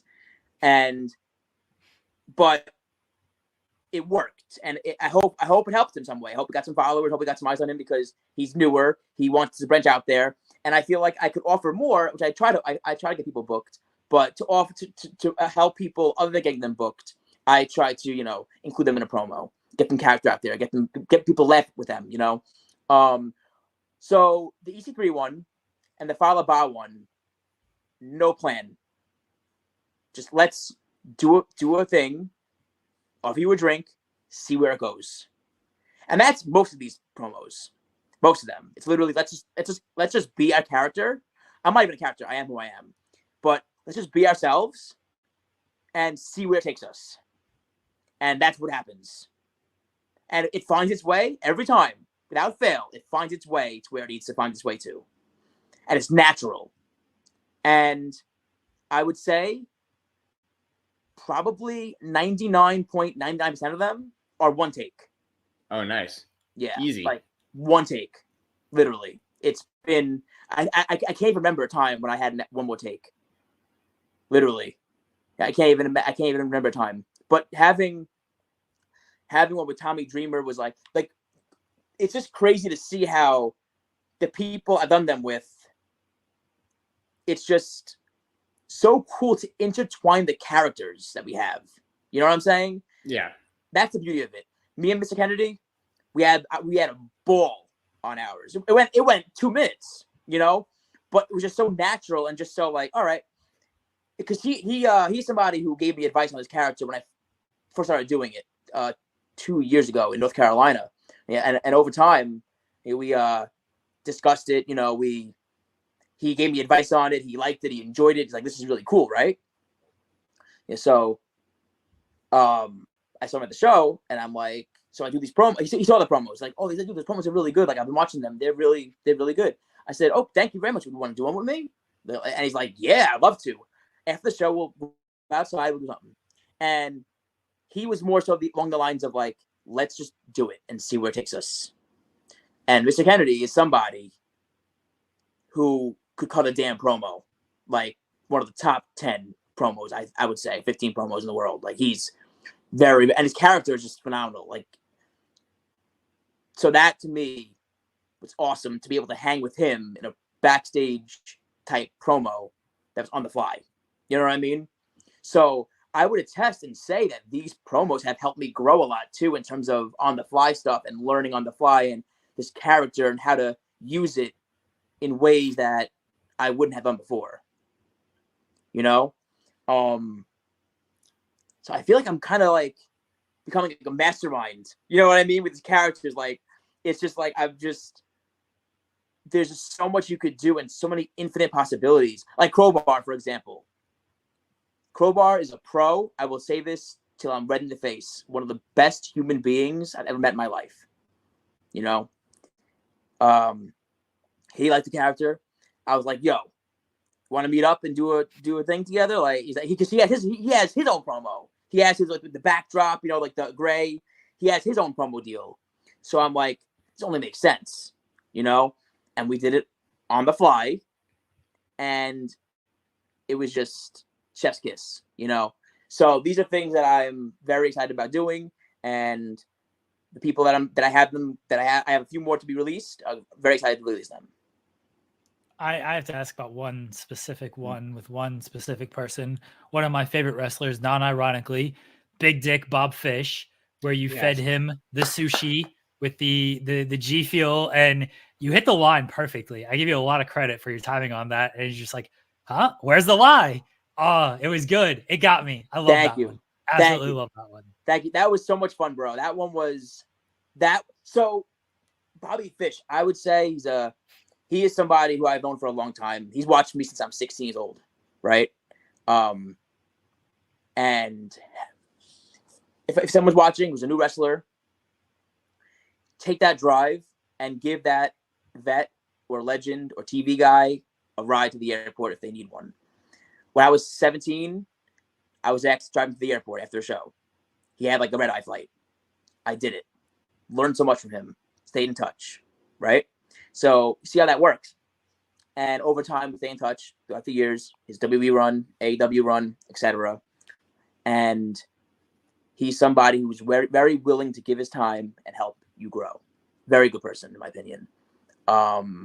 So that weekend with the match we had, the promo we had, it just made sense. And there's no way I wasn't dipping G Fuel and fisting G Fuel. Like, that was something I had to do. I thought that was genius. I was like, I have to do something with sushi because Bobby Fish, you kidding me? You know what I mean? Like, I have to do something with there. And to dip it in G Fuel is just like, it's weird, but that's the whole point. You know what I mean? And to feed it to him, that was on the fly too. Like, that one was like, he could not eat it. I literally like put it right into his mouth. I feel bad. I feel bad for shoving it into his mouth, but it made sense for the spot. Yes. Worth it. It was such a good promo. Yeah, you just toss the soy sauce, like, got it. I'm a genius. Just dip it. And he sold it well when you shoved it into his mouth. And then again, when you hit the line, I popped so big when you hit the line. It's like, I'm glad. That's good. That's good. That's one of my favorite ones. I know that one was a few months ago. That's one of my favorite ones. Yeah, he's you also, I was gonna say you wrestled Bobby Fish. If you want to talk about that, I mean, I'm assuming this was all at the same time. This was back in September, so yeah, he is. He's a fighter. He's really talented. We had a really good match. You can watch it on IWTV.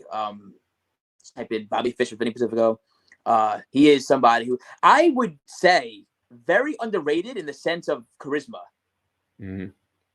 He's in ring work is bar none, but his charisma, like the way we did that promo, the way we interacted was just really good. He is somebody who definitely deserves more credit for his charisma and for his personality, because he is, a lot of these guys have a lot of personality, like Morrison, for example, like he's known for like his wrestling, his look, he looks great, but his charisma is on point. If you see it, he's done some movies, he's done some other like types of vignette stuff with his whatever he does, but Morrison is also someone who's phenomenal to work with. I mean, Morrison, he walks out there and he oozes charisma. That's like kind of just Morrison's whole thing, especially in WWE with the slow-mo shot and everything. Oh, that was perfect. Yeah, it was good stuff. That's my dad's favorite wrestler. My dad loves John Morrison and Rey Mysterio and Jeff Hardy. Good list. Option. Good option. Yeah. My dad is like funny as heck. But yeah, those are favorite wrestlers. Do you have any, like, it's rather than a dream opponent, like a dream like skit like person to do stuff with? Definitely Bryan Danielson, because I think that'd be hilarious. The vegan aspect of it. You know what I mean? Like, he's vegan. Yeah, This is vegan. No, it's not. Yeah. Something like that. Yeah. Danielson hates vlogs though. Like he doesn't like doing. This is a promo, buddy. I know it's not a vlog, but like he doesn't like just camera stuff like that. He might just like kick the can away from you. So, I mean, like, if you can do it, that's a dream promo for me to see. So I think everyone knows my opinion on Bryan Danielson. So best of all time, I would say Bryan. And for some weird reason, Undertaker. I feel like that'd be really crazy to do one with him. Yeah, that would be an interesting one. I just feel like, or I could be like, this is this one G Fuel flavor that looks like Kane. Have you seen it? What's the flavor? No, I don't think I know what you're talking about. The can looks like Kane. Oh, okay, gotcha. Okay. Look up, Pootie Pie G Fuel flavor. Okay. Pootie Pie, dude, the bro fist. Yeah, I'm looking this up right now. Oh yeah, I can see it. The Ligonberry. No, is it red and black? Yeah, it's red and black. It's like Kane, doesn't it? Yeah, it does. Yeah, it's a PewDiePie can. That's the flavor. It's, yeah, I see what you're talking about. Yeah, that's funny to me. That looks like Kane. Undertaker or Kane in a promo, or Kurt Angle with the milk. There's just so much you could do. You know what I mean? Like, come on, right? Vinny, tell us about your upcoming match with Charlie Haas. Ooh, that's gonna be fun as heck. That is gonna be North Carolina, Cary, North Carolina for FWE, February 3rd. Vinny versus Charlie Haas. It's a match I never saw coming, but got the text, got the email. Hey, I want to book you for this match. I think it'll be different. I think it'll be really good because it'll show more of your technical stuff, and you have to hang with somebody who's a lot taller than you. And I said, bring it. I'm always down for a challenge, always down to grow, and always down to learn from people better than me. Like that. This is kind of random, and I just curious. I know you wrestled Facade recently, like fairly recently. Yes. He's someone who I think is like really underrated. I've been watching him for it feels like forever. Like I mean, he's like a veteran that like I just feel like I was watching him like the Nashville Fairgrounds years ago, and I remember thinking back then like he was so different and talented. If you wanted to kind of speak to him and maybe some other like maybe underrated people out there that you see out there that maybe don't get enough kind of love from the fan base. Facade is definitely one of them. He's been around. He has been around. He's done some really cool things, but I think he deserves more love. Definitely. Who else do I believe deserves some more love? I know I'm putting you on the spot here, like to name names, but no, I definitely think Smiley. His name is Smiley. He's a luchador type, but he's just one of the best bases I've ever worked with in wrestling. He's mostly out of Northeast scene, but he is somebody who I think should be everywhere. Smiley Fairchild, Smiley Lucha, social media. He is somebody. I've done 2 promos with him. I think he's just in the ring. He's one of the most innovative talents I've ever worked with in my life. Anthony Gangone, also someone who's extremely innovative in the ring. I wrestled him recently in October, I believe. And oh my God, his character, horror, right? Sort of thing. We did a spot in the match. I drank the energy drink, right? He grabbed my hand and forced me to drown on my energy drink. Right? That's something smart. different. And that's how he beat me. He took the drink and put, you know what I mean? And that was it. Finished. And he is somebody who is so obviously innovative and just so crisp in his wrestling. He deserves so much more love too. There's more people I want to mention because this is a good question and I want to give people their flowers. Logan Black, 100%. He is a veteran. He's helped train me here and there. We've had some really good matches together. He's also the trainer of T2T. Those kids have an amazing trainer, and they know they do. They respect him, and they appreciate him greatly. Asriel. You wrestled him recently as well. Yes, he is phenomenal. He is someone I love wrestling. He's somebody who definitely deserves way more love than he gets. I'll tell you that much. Cheeseburger, as you know, he gets love, but he always deserves love. And last but not least, Rhett Titus. One of my best friends, not biased. He is impeccable shape always, never changes, which is a testament to how dedicated he really is to this craft and professional wrestling. And he deserves some serious recognition and serious love. He's had some really good spots at Ring of Honor lately, and every time makes the most of every opportunity. And I believe that's so important in wrestling. To every opportunity you're given. Thankfully, blessed with some amazing opportunities that I have. I'm very grateful. But every opportunity, whether it's big, small, whether it's a podcast, whether it's an article online that you're writing, whether it's anything, a promo, anything you're doing, I say make the absolute most of every opportunity. So for me, these promos are created from thin air.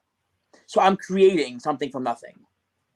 I believe that's something that could be applied to a lot of wrestlers and a lot of people. So I would always say, or people who are newer than me, who want advice or whatever, make something from nothing and make the most of every opportunity you're given, big, small, or huge. Make the most of every time. Vinny, last one before we let you go. Last time you were on here, we did about 20 minutes on candles.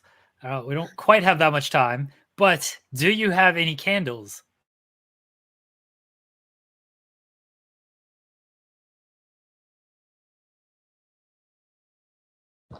My wife was such a big fan. Oh, I was in Japan on Christmas. Gave it to my wife.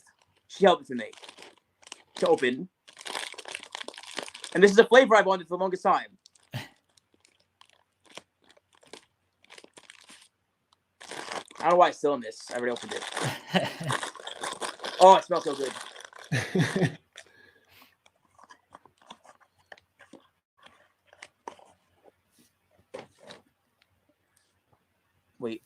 pumpkin there you go. pecan waffle. Pumpkin pecan Ooh. waffles. Wow. That sounds Insane. good. Oh my god! I'll put this on right after this podcast. No, I'm kidding. I And then I love got this for my wedding gift. Midnight Magic. Okay. Don't know what Okay. it is. What's it smell like? Oh, it smells like a men's cologne. It says I don't know if that's good or bad. Moonstone Sage. Like, think of like an Axe body wash that Okay. you wear and they take in the shower. Think about that. Okay. Let me think. I have this one right here. This is my favorite one. Oh, and this one. I have a small one too. This one is it's hug. I don't know what that means. It means just like give a hug or something like that. Yeah, just hug. Yeah, why not? I love. Who doesn't love Like hugging? you need to lean deeper in it than that. Just hug. Yeah. And then I have. See, it's been used so much lately. It's advent calendar flavor. Oh, that's it. Just like chocolate. Yeah. Yeah. Yeah. Okay. That's genius. Okay. That Yeah. sounds good, actually. Yeah. Yeah. It's so good. I leave that. So it went up to here. I bought it last year, but like I used it for December, January, and I for a while I just like used other ones because it was like seasonal. But like lately, I'm just like using this one like half of like chocolate. It's so good, so good.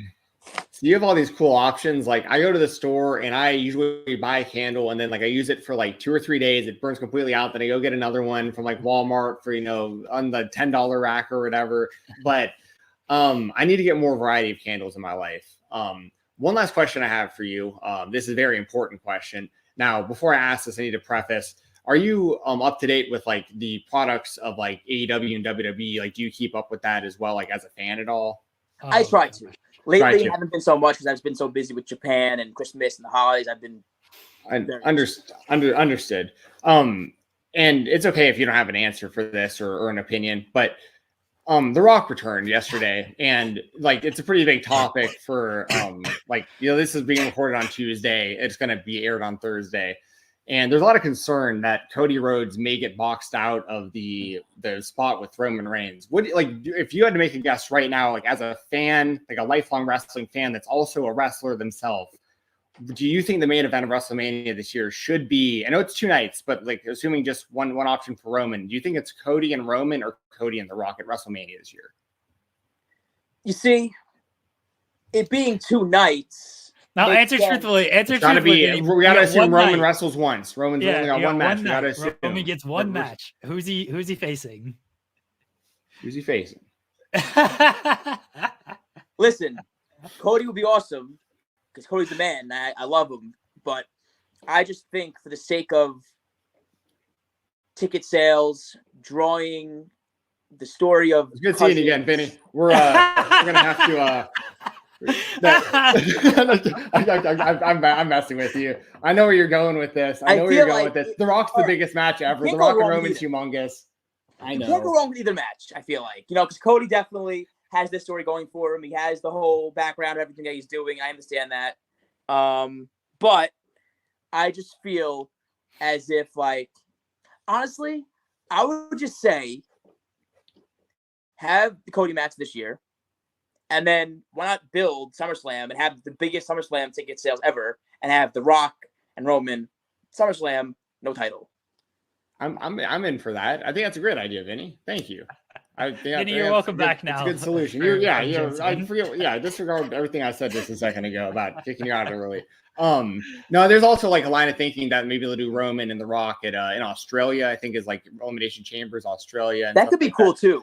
So I want to get your opinion on this in all honesty, because like it's going to be a big topic that we're going to be talking about live before everyone sees this interview. So like we'll be talking a lot about this, and since you actually wrestle, it'd be cool to get your opinion on it. So there's no wrong answer there. I am a giant mark for Cody Rhodes. I love Cody. Yeah. So thanks. Yeah, me too. Cool.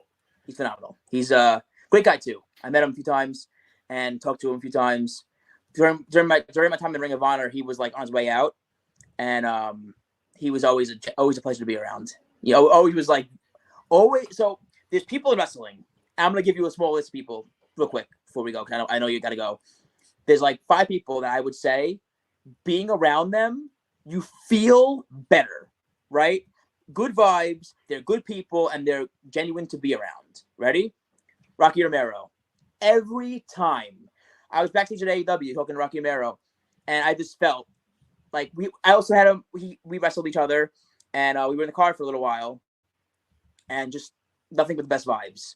And Rocky is somebody who is favorite people inside and outside the ring, probably one of the best in the world, right? Always great vibes.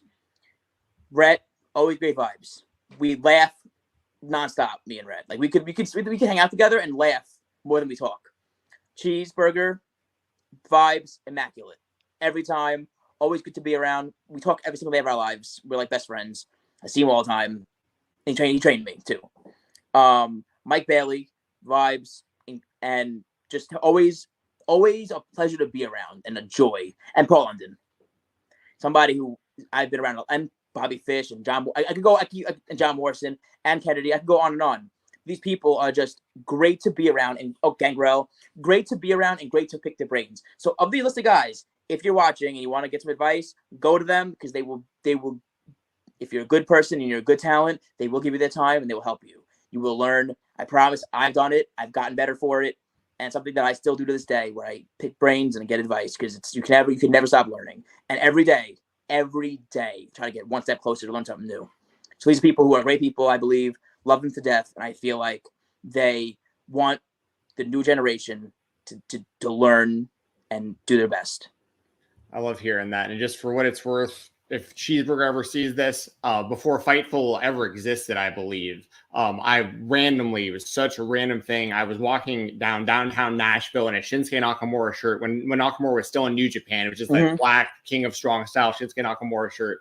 And somebody completely random stopped me on the street and was like, yeah, Nakamura. And I like double took and I was like, is that Cheeseburger? And then like I went and got a picture with him. And That's he was great. like super nice. So send me a picture. If you have it, send a picture to me. It's great. Yeah, I have the picture somewhere. I will send that to you. Yeah, cool. Absolutely. Vinny, we appreciate you joining us here tonight. Let everybody know where they can find you at. Twitter, Vinny Pacifico 1. Twitter is where everything goes. My most important app because that's how wrestling is. Twitter's number one. Vinny Pacifico 1. Twitter. Instagram is just Vinny Pacifico. Facebook, Vinny Pacifico. And I'm not that active on it, but TikTok is Vinny Pacifico. Soon to have Twitch, right?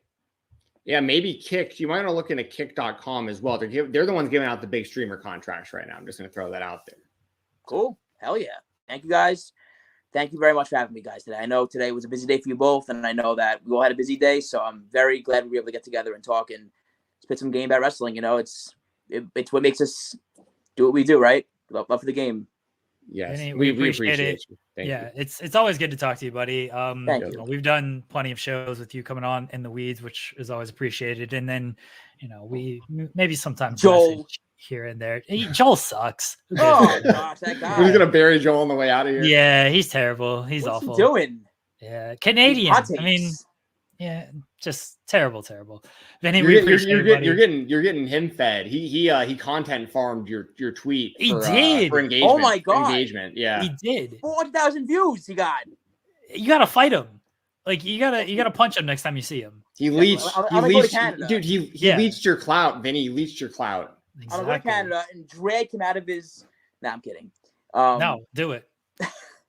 A lot of wrestlers want to beat him up. A lot of wrestlers do want to beat him up. Oh yeah, Steve Macklin, Tasha Steeles. Oh my gosh, like, dangerous people. Ricky Shane Page. Like, a lot of lot wrestlers of want to names want to beat you up.